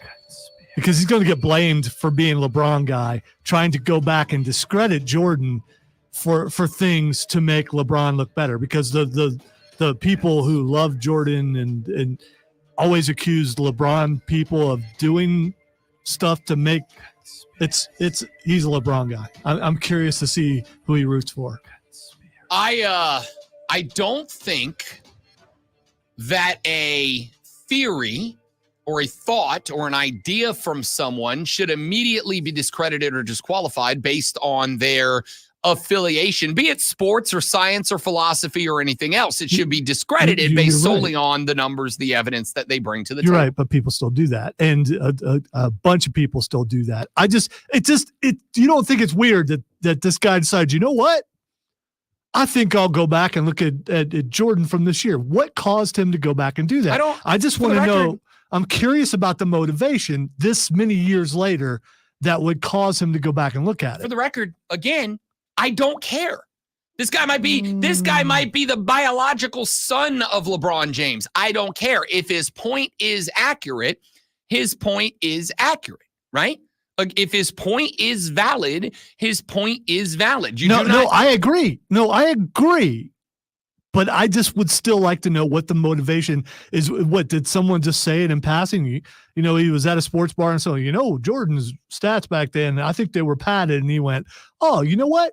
I think I'm an investigative reporter. I think I'll just check. Maybe so. And maybe he is the unknown adopted son of LeBron. And this is just to pump Bron's numbers up. Again, that's irrelevant. I mean, it's a curiosity. It's interesting for sure. But what was found out is more important than why it was found out. Now, he does write where this stemmed from, at least the conversation itself. He talks about an NBA stat keeper who apparently kind of blew the whistle on the fact that in the late 80s and early 90s, home scorekeepers, according to this person, home scorekeepers would frequently be hired by teams, and a lot of them were hired because they were willing to juice the stats. This is one thing that happens in baseball all the time. For instance, the difference between a hit and an error in baseball is very frequently what the scorekeeper thinks it is. That's it. The scorekeeper may look at a shot hit between second base and shortstop and decide that, it tipped the glove of that player, but it was also an unreasonable expectation he would make the catch, so therefore it's a hit, versus another guy who would go, he got a glove on it. If you get a glove on it, you got to knock it down. That's an error. That's a fielding error. He reached on a fielding error, and that can change. That can absolutely start or end hitting streaks for guys, and it's based on the decision of one guy. So, in the conversation, a former a former administrator turned stat keeper for the Vancouver Grizzlies, he went on an episode of Pablo Torre Finds Out, which is Pablo Torre's podcast, and it's relatively entertaining. He said that in his view, inflating certain box score statistics for the home team was at the time, common NBA-wide occurrence. Landed the Vancouver job in 1995, says he traveled to Detroit for a training session attended by other NBA professional scorekeepers who had held their positions for a number of years. Rucker was just 19 years old while working for the expansion Vancouver franchise, the new kid on the block, eager to prove he could score a game as accurately as anyone in the room. He said then they reviewed a video clip of John Stockton getting an assist on a Karl Malone bucket and things got weird. He said, quote, there was no casual connection between the pass and the basket, and the majority opinion by a mile was, oh, that's definitely not an assist. But according to Rucker, the scorekeepers told him in no uncertain terms that it was an assist because it was John Stockton. Rucker said he soon realized that was what was expected. In Rucker's view, it was inferred that part of the scorekeeper's job was to give the hometown stars the star treatment. Rucker told Pablo Torre, quote, I left there clearly understanding that, yes, we are supposed to present the most accurate representation that we can, but the NBA is also an entertainment business, and it's up to me in a very small part as statisticians to support or reinforce stars and excitement and fun. And that message was definitely reinforced internally with the Grizzlies. When reached by Yahoo Sports, the league office declined to comment on Rucker's assertions. The Grizzlies, who moved to Memphis in 2001, declined comment for the story. Rucker explained that from his experience, subjective stats, primarily block steals and assists, and sometimes rebounds, were a way to give star treatment. If a player tried to block a shot and the ball fell short, maybe give them the benefit of the doubt on a 50-50 play, block. If a pass was deflected by one defender and recovered by another, choose wisely as to which defender to award the steal. Assists were a thing of beauty left to the eye of the beholder. To Rucker, it was an unspoken part of the NBA's marketing machine, a way to get on SportsCenter in front of a national audience to grab attention. Then the author went ahead and applied this to the Jordan era. He writes, quote, in the Jordan era, media members weren't able to put the microscope on home road disparities, whether it was for Jordan or other star players. In the late 80s, there was no internet, no social media pressure to get things right, no public system of accountability. The shadow looms large. If blocks and steals were heavily influenced by a hidden homer bias, the implications on the historical record can be significant. The damage of assist fudging, for instance, has a limited scope since there is no league-wide award given to the NBA's best passer. However, the ripple effect of questionable block and steal accounting can create a reputational sea change between Defensive Player of the Year awards, as they are heavily influenced by those same statistics. He then goes on to point out the discrepancies in the Jordan era. He says that during Jordan's Homer era, Jordan averaged 4 steals and 2.1 blocks per game. But on the road, those numbers were 2 steals and 1 block per game. So basically, the stats were doubled at home compared to on the road. He says to account for possible uneven playing time effects, we can look at per 36-minute numbers for a truer portrayal of the phenomenon. Jordan's combined block and steals number were 82% higher at home than on the road. So when you shrink it to the 36 number, to the per 36 number, that number goes to 82% higher at home. 5.5 stocks, steals plus blocks per 36 minutes than on the road, where he got 3. He said it's not unusual for the NBA's top defender to exhibit a slight home road disparity. It's common knowledge that players perform better at home in front of friendly confines, but the size of the 87-88 gap is unprecedented and unequaled. Since that point, he said no other instance in the awards history has a player shown a disparity that touched the total 160% between home and away, with the exception of Jordan's 87-88 season, where he clocked in at a 182% disparity. For the sake of comparison, he went on to put the per 36 steal and block number down between some other players. The biggest discrepancies, 182% for Mike Jordan. 88-89, Mark Eaton, 159. Alvin Robertson, 153 and 85-86. Big Ben Wallace in 04 and 05 had a 153%. Jaren Jackson Jr. 2 years ago, 150. Sidney Moncrief in 83-84, 136. Big Ben Wallace in 05-06, 135. Dennis the Worm Rodman in 89-90 had a 130. So did Big Ben Wallace in 02-03. So basically what this author is claiming here is that if you look at the discrepancy between steals in terms of, and blocks in terms of Jordan and everybody else, he's saying Chicago basically fudged the numbers to give Jordan this award because it was his goal that season. He points out specifically the steal numbers. In the 87-88 year, this is wild. There were 4 players in the NBA who had more steals at home than on the road. None of them were anywhere close, more steals at home than on the road. None of them had close to the number of steals at home. Alvin Robertson had 98 steals on the road, more than Jordan's 94. John Stockton had 105, more than Jordan's 94. Fat Lever is a player whose name I had never heard before right now. Maybe I'm a bad NBA fan. You don't know Fat. I don't know Fat. And now I have to go. Not anymore, you don't. Oh, his first name was Lafayette. Okay. Fat Lever played in missed what I did there. It was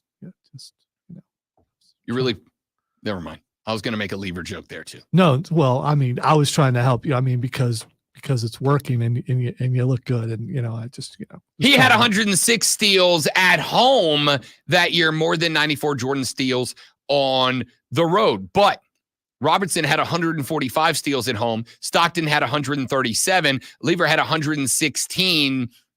Jordan had 165. And he made the play that if you go look at the video, there's a lot of spots where it is pretty much a guarantee that home court statisticians and scorekeepers were giving Jordan credit for steals that were not Jordan steals. Okay, I get you want to be accurate, but what does this do? I mean, so this puts into question a lot of stats from throughout history, at least in basketball. So should he go back and check every single player from every single season before the internet? I am a big believer in I would rather know what's true than what's comforting. I would rather know what's true than what I believe, right? And when you are talking about legacies, because in order for Jordan to have this legacy of the GOAT, everybody else that Jordan played beside has to take all their career achievements and accomplishments and have them put in the shadows. They've got to go behind for Jordan to come to the forefront. And I appreciate the eras of players. This is, again, going back to my talk about the Negro Leagues a couple of weeks ago when they added them to the major league records, right? I would rather have guys that did incredible things recognized than have people who were on the leaderboard stay on the leaderboard just because that's tradition.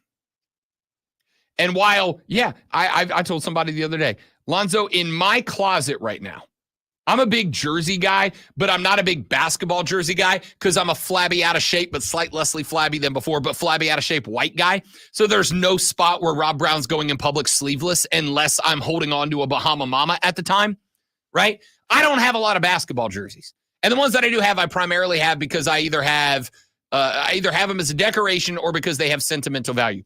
I own, I think, 5 basketball jerseys right now. I have a Washington Generals jersey. They're the bad guys that play the Harlem Globetrotters all the time because no team has ever gotten their asses kicked more than the Washington Generals. And I also think it's a great name. I have a Looney Tunes Toon Squad Bill Murray jersey. I was waiting because I knew there had to be a Toon Squad in there somewhere. I have a Toon Squad Bill Murray jersey. And then I have 3 NBA jerseys. I have a Chris Paul jersey from the Hornets when they were the New Orleans Hornets. I have a Dirk Nowitzki jersey from the Mavs because Dirk was my favorite player at the time and somebody gifted it to me. And I have a red Chicago Bulls Michael Jordan jersey that my old man brought me back from Chicago because I loved Michael Jordan. But at the same time, I do think that it is important that we recognize the accomplishments of everybody. And if we really do see that Jordan's first Defensive Player of the Year award, which is, again, to me, that was the award that started the rise of Michael Jordan from a really good basketball player to the basketball player. I don't care where you go. If you go, who's the basketball, just the basketball player. What percentage of guys are going to say Michael Jordan? 85%, 90% are going to say Mike. That number might go down a little bit when you get to the kids who grew up with Kobe, maybe down a little bit more when you get to the kids that grew up with LeBron. But anybody older than, say, 30, 90% of the time you're going to get Mike Jordan. And if that is true, and this award was handed out not because Mike was the best defender, but because he was getting inflated stats handed to him, then I think it's important that we talk about it so that other great defensive players like Lafayette Fat Lever make their way into the history books as well. All right, let's take a break. We'll come back after this. Text just said, wow, never would have thought the millennials and their cancel culture would have come after the GOAT, but here we are. Next up, Leo Messi. Never coming after Leo Messi. That's a really good texter. Back after this on the Rob Brown Show in the Fan Upstate. That is my favorite text of the week. That was a great text. That's my favorite text of the week. Good. Are you stepping away? I am. All right, guys. We'll be back in just a minute. I got to hit the head. Y'all stay right there.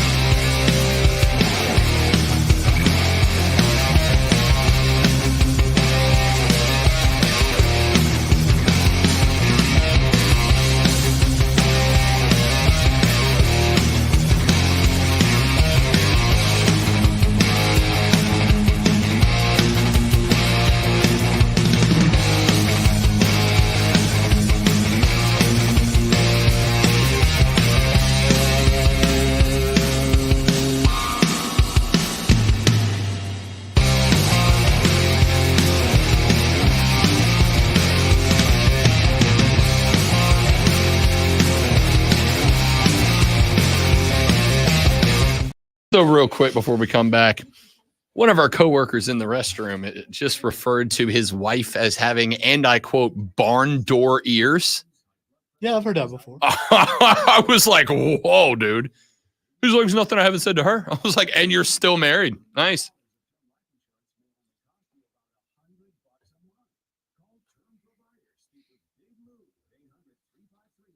I'm sure she has things to say about him too that are very accurate. So, I mean, you know. He did admit, however, that Nine made the joke of saying, because I'm wearing flip-flops today, that Rob Brown's got some manly feet. And then Stone Man said something. I'm sorry, unnamed coworker. Yeah. Yeah. Uh-huh. Said something about how he has ugly feet. And I said, yeah, you got those carrying the ring to Mordor feet. And he, and he said, yeah. He said, the only thing my daughter is lifelong mad at me for is she said, I got your feet and your nose, and I'll never forgive you for it. He said, the only thing that makes it better is she got my wife's barn door ears. And I was like, I'm just never gonna tell your wife you said that for both of our benefits. Although you are talking about it on a live stream, so there's always but I I didn't say his name. Yeah, there's always a chance. I didn't say our coworker's name. Well, technically you didn't, because that's not his name. Don't y'all stitch, all right? Snitches get you know what's. See, now you're threatening, and they don't take too well to that.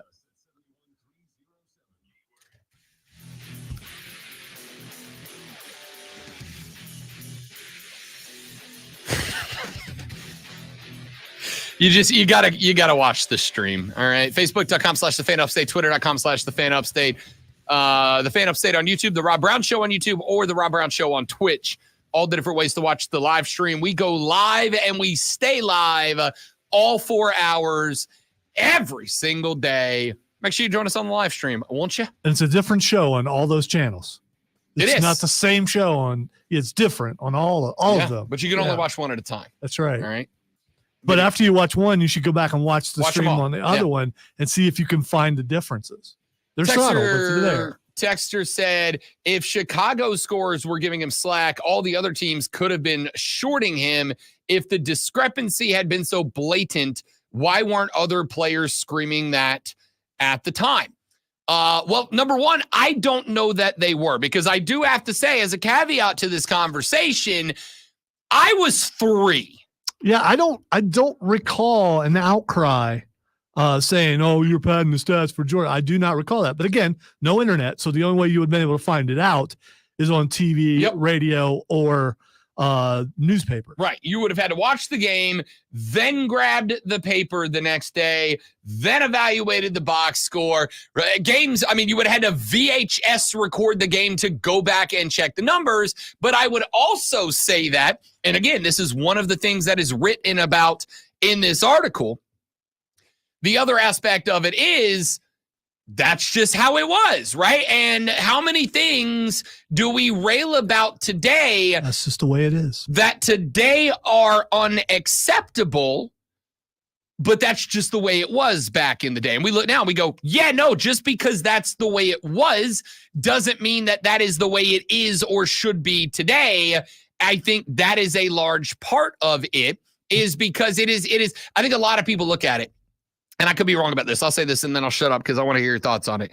But I think a lot of people, especially people who grew up in, and I am one of the people who grew up in the prime of the Jordan era, but I think this is one of those times that a lot of people become sycophantic towards a figure from their developmental years, right? Like we have our heroes, and because we have them up on a pedestal, any criticism or discussion about that person, no matter how good faith that might be, feels more like an attack than it does a discussion, right? Like, I don't think it is an attack on Michael Jordan to say that stat padding by home scorekeepers may have influenced the legacy of not just Michael Jordan, but really the league as a whole. The way we look at different players, including Michael Jordan, stat padding has changed that. And I think it's important to recognize it is not the same as saying Michael Jordan sucks. It's not the same thing. It's an entirely different thing. Well, it's just, but again, it's just, I don't want to say it's petty, because I guess if you want to go back and prove that an entire era was nothing but padded stats, you pick the guy who was the most famous guy from that era and point out it was done to him, and then probably a little bit less on others. There's only a couple sports, period, pro or otherwise, where you can't really do that. You can't hide. You can't get hometown. So can you do that in baseball? You can't. You absolutely can. Like I said earlier, because hits and errors are determined by a scorekeeper. I'll give you the perfect example. Cal Ripken Jr., the Iron Man streak, right? Played 17 million games, never missing one. But at least 17 million. There are a lot of people who believe, and there is some limited evidence to back this up, there are a lot of people who believe that the Orioles would cancel games or postpone games or twist things at points where Cal Ripken may have been too dinged up to play a game in order to keep that streak alive, right? Like folks up in New York love to say that Baltimore would go outside, spit in the air, and claim it's raining so that they could put a rain delay on so that Cal wouldn't miss a game because he had a bruised foot or whatever, right? There's a lot of people that believe that, and again, the reason this is not as talked about is because this man that wrote this article, the folks that put this thing together, these folks, as the kids say, brought receipts. right? The folks who claim that Baltimore would force a rain delay or would say that a game was unplayable for some reason or would delay a game so that Cal would be available when he might not otherwise in order to keep the consecutive games played streak alive. Again, you got to bring receipts to the table if you want people to believe it. This dude who wrote this article brought receipts to the table. And if you don't believe him, you can go look. Like in this article, I thought that this was very cool. And I got to tell you, as a giganto nerd, I'm probably going to do this. This guy put in his article 6 games from 87 and 88. Atlanta at Chicago, November 20th, 87. Indiana at Chicago, Jan 5, 88. Denver at Chicago, Detroit at Chicago, Atlanta, Chicago, Boston at Chicago from January, February, and March of 1988. He put 6 tapes together, including a link that you can click on to go bring up the stat sheet from that game. So, for instance, Atlanta at Chicago, November 20th, 1987. In fact, I'll even use what he lists. He points out a game, Atlanta at Chicago, from February 15th, 1988. And he includes the box score in it. He says, the official box score indicates the Atlanta Hawks registered 10 turnovers and the Chicago Bulls tallied 10 steals. That detail immediately grabbed our attention. Turnovers fall into 2 categories, live ball and dead ball turnovers. By rule, dead ball turnovers cannot be steals. For example, if Atlanta's Kevin Willis traveled on a play, a steal could not be credited to a Bulls defender. Only live ball turnovers, intercepted passes, recovered loose balls, etc., can be assigned to a defensive player for a steal. The more live ball turnovers in a game, the more steals in a game. The Bulls having 10 steals on 10 Hawks turnovers meant that none of the Hawks turnovers could have been dead ball turnovers. No travels, no offensive fouls, no ball tossed out of bounds, no 24-second violations. And he says for an entire game, could that even be forget did it happen? Could it even be possible?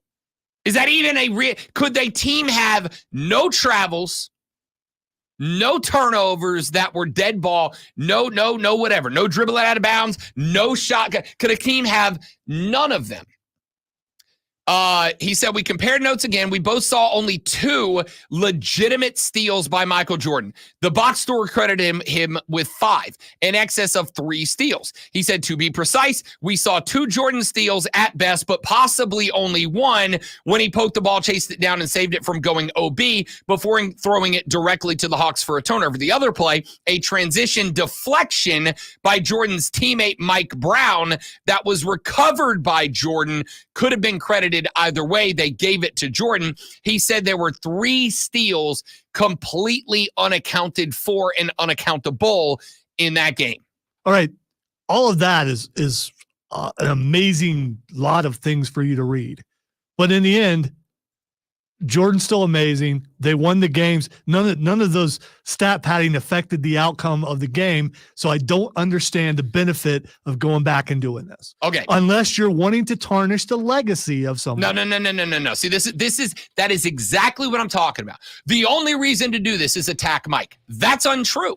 That's completely untrue. I've already given you 2 reasons to do it. Neither of them were attacking Mike. One of them is to know it's true. To know it's true. Michael Jordan ended that season with 196 steals. He's down to 193 in 1 paragraph, right? Now, let's extrapolate that across 80-plus games. You are talking about 100 possible steals, if not more, that Mike didn't have. Even if I go 41 games at the house, at 3 games or 3 steals a game, that's 120 possible steals if we extrapolate that number. I want to know what's true, not people think is true. Number 2, I think in doing this, you start handing credit to other guys that may have had more steals, may have had more blocks, may have had more this, may have had more that, and other guys whose names have been pushed into the background because Mike got box score padded is important. But also number 3, I do think there is an element of when people get into the Jordan Braun debate, one of the first things they bring up is what? Well, Jordan won Defensive Player of the Year this many times. But did he, though? But did he, though? So there is some accuracy to tarnish Mike's legacy. But there's also accuracy in, I want to know what's true, not what people think. And those are different things. This has nothing to do with attacking Mike. Unless it does. Back after this on the Rob Brown Show on the Fan Upstate.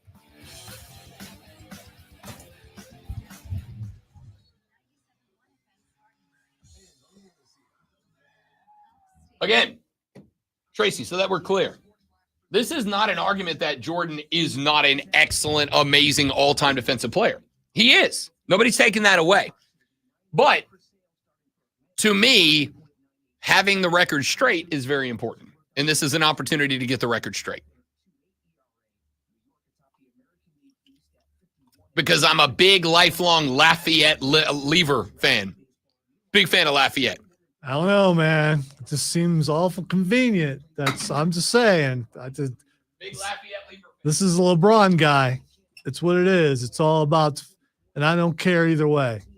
I think you can have the greatest of an era. Jordan was the greatest of the era.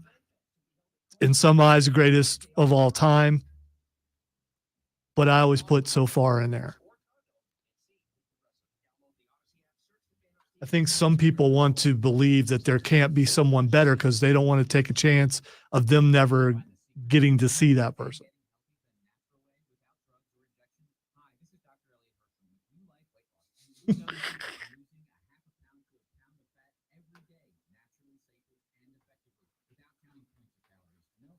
For the record, I do like LeBron. I defend LeBron because I think LeBron gets unnecessary amounts of heat. But as I also mentioned, I grew up a Jordan guy. I own 3 NBA jerseys. Michael Jordan is one of them. I haven't been able to fit in that jersey since I was like in 10th grade. Technically 2 of those are because of Jordan. Because without Jordan, Toon Squad never happened. So you are correct. Yeah, so I mean you are correct. And the only reason I did not get a Jordan Toon Squad jersey is because when the band bought them, somebody had already claimed Mike. So I went with the GOAT of that team, Bill Murray, the game saver. Who luckily, iced his knees down after the game because he had to, because he played so hard.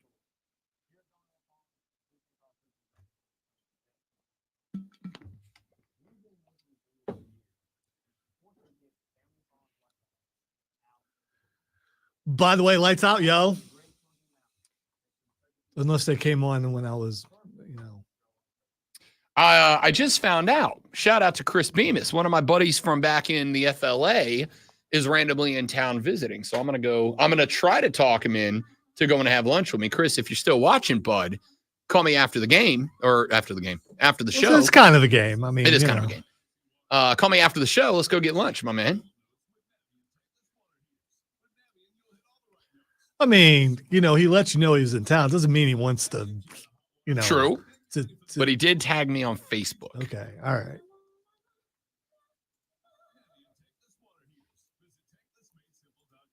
Since you are in town, has his, shirt game always been like this? I mean, there are many questions that I would love to ask. I mean, yes, it has been. Even in high school. That's what I was going to say. In high school, was it? It was probably worse in high school, to be honest with you. I got to be honest. I'm still dressing the way I dressed in high school. That is not entirely true. I did have shirts like this in high school. But I was also still in my 90s country phase in high school, so there was a lot of fishing shirts in the mix. Oh, fishing shirts.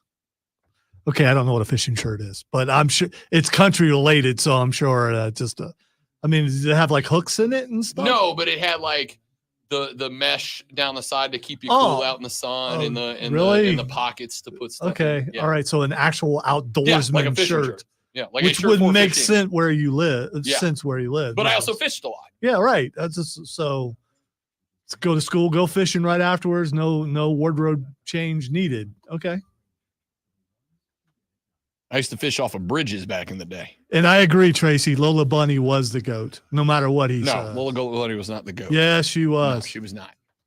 No Lola, no victory.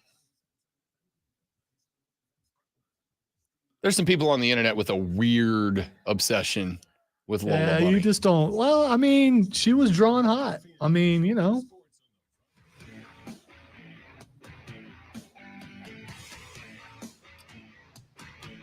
The Rob Brown Show back on the radio. It is the Fan Upstate. I just want to say Lola Bunny was hot, but she was no Jessica Rabbit.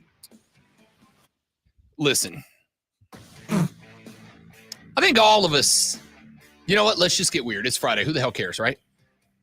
I think. And even if they do care. It doesn't matter anymore. We've been this for 4.5 years at this point. Lonzo and I for 3.5 years at this point. It just is what it is now.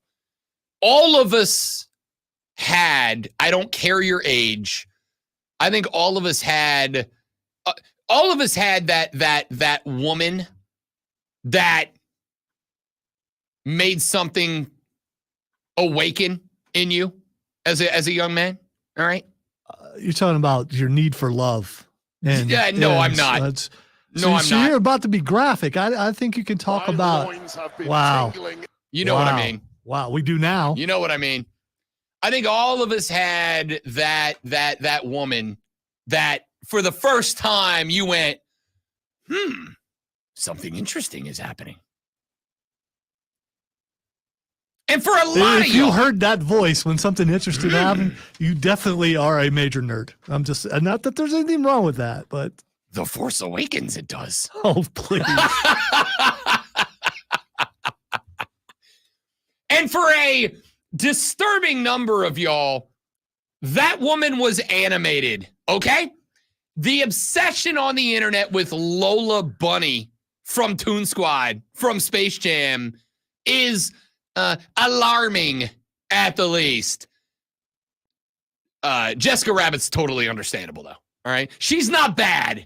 She's just drawn that way. She was just drawn that way. Yeah. Right. Yeah. Can we be straight up, though? Jessica Rabbit was straight up top-notch wife material, right?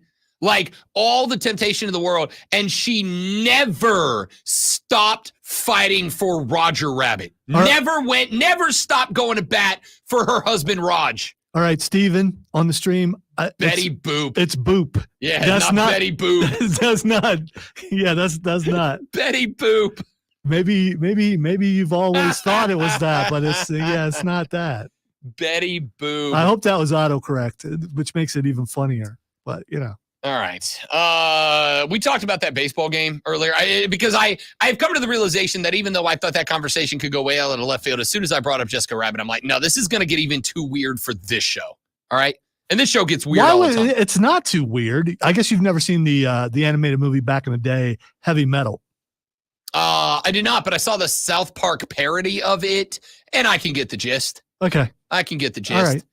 Like again, for a lot of the straight fellas out there, there was a woman who awoke that side of you at some point. Well, you're just strictly talking to animated right now, though. No. I'm saying, no, I think for a lot of guys, there probably was that woman that for the first time awoke something in you. Come on, Tommy. It's not Wilma. It's Betty, man. I know the redhead. I get it. Yeah, Betty Rubble. Yeah, but Betty, I mean. Barney outkicked his coverage by 1,000,000 miles. So did Fred. Both of those cats outkicked their coverage by 1,000,000 miles. But Betty Rubble was the better of the two. Because she had the sexier voice. I'm just saying. For sure. Yeah. And listen, it has been made no secret that, like, in his history, Rob's had a history of redheads. All right. But Betty Rubble was the play betwixt those two. I think everybody had that woman that like made the Force awaken for the first time. And for a lot of y'all, it was somebody that was animated. Jessica Rabbit, Lola Bunny, add your Tinkerbell. All right. I'm not gonna lie. Rob Brown loved him some Tinkerbell. You guys are weird with the Tinkerbell thing. How is that weird? It just is. She's like 2 inches tall. I know. But then Julia Roberts made her not 2 inches tall. Yeah, but see, we were just talking. And a whole lot of us were like, talking about animated. Now you're switching from animated. No, I'm not talking about animated. I am saying that the whole conversation stemmed from animated. No. The conversation stemmed from. You can change it if you want. No, I'm not. Your name's on the show. The conversation started with a lot of us had that woman that did that thing to us for the first time. And then we just talked about animated. And for an alarming number of American men, that first woman was animated. Not exclusively. All right. Not exclusively. It may have been Pam Anderson on the Baywatch poster. that did it for you the first time. What I'm blanking on her name. What was the chick that everybody Farrah Fawcett may have done it for a lot of You're y'all. blank because you weren't alive then. Farrah Fawcett was pre my time, but I'm from gonna tell you, Charlie's Angels. Yes. ladies, if y'all would like to bring back the winged fluffed haircut, I did like the hair. I'm on board. I did. All right, I'm on absolutely board. loved the hair. What's the other chick that was on the poster? Princess Leia did it for like an entire generation of men back in the 70s, young men back in the 70s. You're into short girls, yeah. Hey, whatever. All right, whatever you're into. The first time Princess Leia showed up on a screen in space with no underoos, a lot of y'all had The Force Awakens for the first time. Sorry to keep going back to that phrase, but it's obviously very appropriate here. No, you're so glad that you coined it. I really and now am. you just want to say I it as really many am. times as you can. I really am. Keegan said the mechanic chick and the princess from Journey to Atlantis, the animated movie. Yeah. I don't think I saw that. What's the chick's name from El Dorado? Y'all know what I'm talking about. All right. You know what I'm talking about? Yeah. I can't remember her name, but the chick from El Dorado. Shell did it for a lot. Like, there's generations of these animated chicks Now that you're gonna like. throw in like Pocahontas and yeah. I'm gonna tell you, weird one for me. Belle. You telling me? Yeah, because she's a huge dork. Yeah, intelligent, all those things for sure. Yeah, I agree. All right. So don't tell me I'm alone in this. I know I'm not. Because if it wasn't true, they wouldn't keep making animated chicks hot for 1,000 years. And they have since the inception of animation. Jasmine from Aladdin. Yes. Yeah. INDEPENDENT. Like, yeah, absolutely. Right? They wouldn't keep doing it if it didn't work. There was no need in a children's movie to put Jasmine in a belly shirt. They did it for a reason. And it ain't because of the kids. Well, because, it was the fashion of the day and the place where they were, but she seemed to be one of the only people. Yes, who was because we know dressed in that. Disney is super authentic to the history of the stories, for sure, which is why they made Pocahontas 9 years old in that movie. She was not 9. She was like 9 to 10 years old when she met John Smith. Absolutely. That's part of the reason that a lot of people were mad about the movie. It's like, that's not really how it went, my guys, right? But that's not how we roll. So the point here is, it's weird. I acknowledge it's weird, but it ain't uncommon, or else they'd stop doing it. All right, Sleeping Beauty, not bad. Yeah, but also when that movie dropped, it was a little different. You couldn't really have a chick in a belly shirt. How about Ariel? Ain't no reason for her to be wearing C cups. See what I did there? SEA cups. It's okay. SEA they were cups. actually seashells. Right, but they were C cups in that movie. Well, I Get it? guess. If you look at it from that point of view, I suppose. But yes, you are correct. Absolutely no need to go that hard in the paint on the animation style. And I know a lot of people are going, Rob, you absolute bleeping weirdo. And that is fine, but I'm not wrong. That's why Jessica Rabbit looked like Jessica Rabbit. That is why in 2024, when that movie Who Framed Roger Rabbit came out in what year, Alonzo? 1991, 2? Apparently 88. I'm older than I thought. In 1988, when that movie came out, it is 2024, and y'all still don't exactly know who the hell Jessica Rabbit is. And it ain't because Who Framed Roger Rabbit is up there with Tombstone on the most rewatched movies. It was groundbreaking animation because there was live action. And Christopher Lloyd was terrifying in that movie. He was, especially when you found out that poor he was, shoe. Yeah, it was not good. That movie was so good, I felt bad for an animated shoe. That's how good that movie was, all right? But still, 1988, the same year that Michael Jordan was unjustifiably awarded Defensive Player of the Year in the NBA, hashtag callback, hashtag Wow. I'm good at this. Look at how he tied that in. That was awesome. And y'all still know who Jessica Rabbit is for a reason. Texter says, the girl from Hercules. Her name would be Megara, and you're damn right. You're second to Belle, actually maybe above Belle on the Rob Brown list of animated women. She was kind of a bad girl. She was a complete badass in that movie, right? And then eventually, she fell in love. No way, no how. I won't say I'm in love. Banger of a Disney song. Underrated, underappreciated. Should be on your playlist on Spotify. And that was the moment that it's like, yo, If you get a good bad girl, you have won the game, my man. Megara, way up there for sure. My point is, as a youngster, we all had, and I'm going even back, even y'all old heads. I know you're listening, and I know you're like, this kid's a weirdo. Get him the hell off my radio. But do not lie to me. There was a Betty Boob back in your day. Boop. Thanks, Steven. I'm never going to not see that. There was a Betty Boop back in your day that came on your television screen back when, like, the remote was like a dial on the TV, right? That you looked at and well, something changed in your mind. A little something changed in your brain. You know it's true. You know I'm right. And now, the Rob Brown Show presents Twitter. Don't be shocked if Jessica Rabbit's trending tomorrow. Hey, I'm starring as my favorite segment of the day. All right, what the X is going on with the Pat McAfee show, Rob? Are they all dead? Are they dead? Is it the AJ show now, as people are speculating, because AJ wasn't there, he's live from Ohio on stream. Can I tell you how much I love this?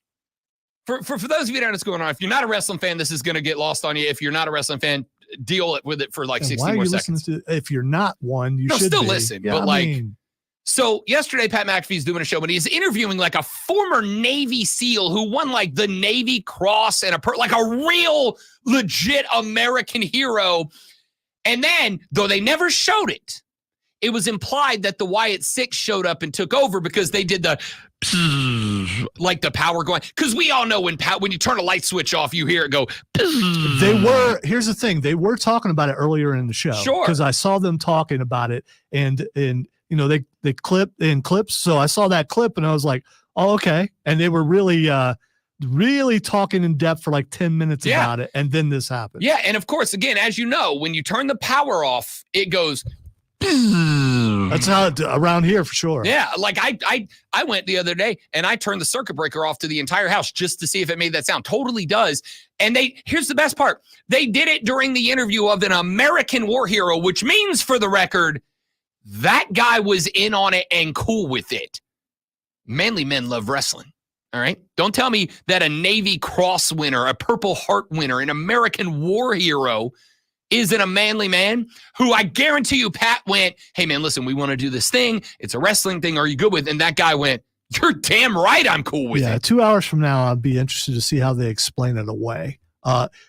If just the corpse of Pat McAfee propped up in the corner. I hope it starts out as the AJ show. I just think that would be. Pat stumbles in halfway through his own show with a gunshot wound. Still don't think it's a gunshot wound. It's a gunshot wound. It's a sledgehammer. They just caught the corner. Yeah, that's how sledgehammers work. Well, I mean, I haven't hit anybody in the head with the sledgehammer, nor do I plan to, but it does have corners on it. I'm just saying. All right, the next thing is Xing is Shane McMahon, sticking with wrestling. Shane O'Mac trending. I'll wait if you don't know. I have no idea. All right. Supposedly, Shane McMahon put out feelers to AEW to be a wrestler. That's what it's all over. It's all over the internet right now. I don't know if it's true or not. But so VKM has been divested of his WWE holdings, but I don't believe Steph and Shano have. He should still have. No, I think he gave up his shares a long time ago and went separate ways. When he came back as just a talent. Just a talent? Yeah, I believe so. I was under the impression he was still invested. And if he's not, like, dope, okay. But can I just say, much like Jeff Hardy, Shano, you're my guy, big fan. You caused some of the biggest pops of my wrestling fandom over the years. But, dude, we don't need this anymore, okay?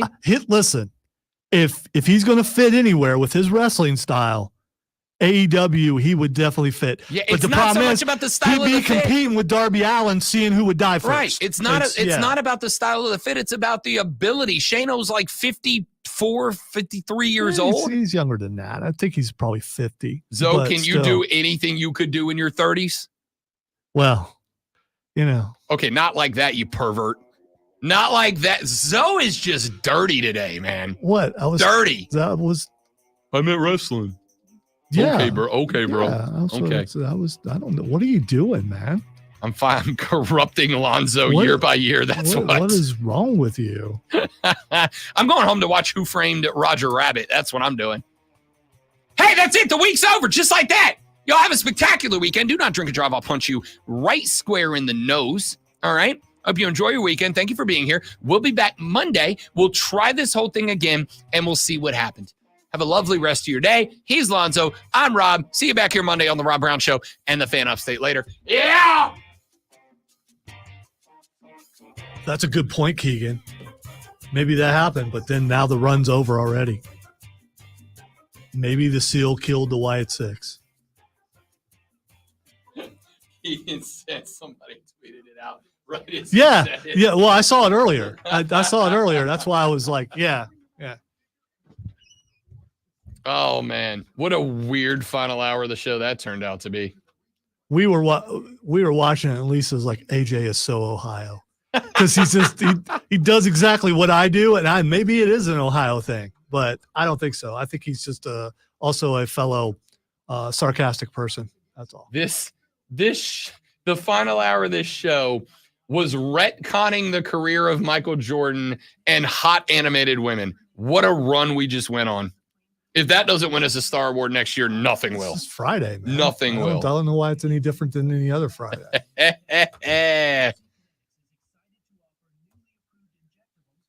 Coming up on Monday's edition of the Rob Brown Show, ranking hottest animated women. I think we kind of already did that. I think we should go to live action next. Oh, man.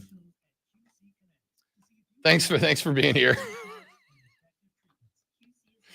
No, we're gonna go with Marvel women Monday, Tuesday DC women. Yeah. We had all kinds of possibilities. Football will be here eventually. And you know what? If it was football season, we probably still would have done that. Yeah. So, I mean, yeah, Fridays, we guarantee nothing on Fridays. Except for entertainment. You're welcome. That's also true. That is very true.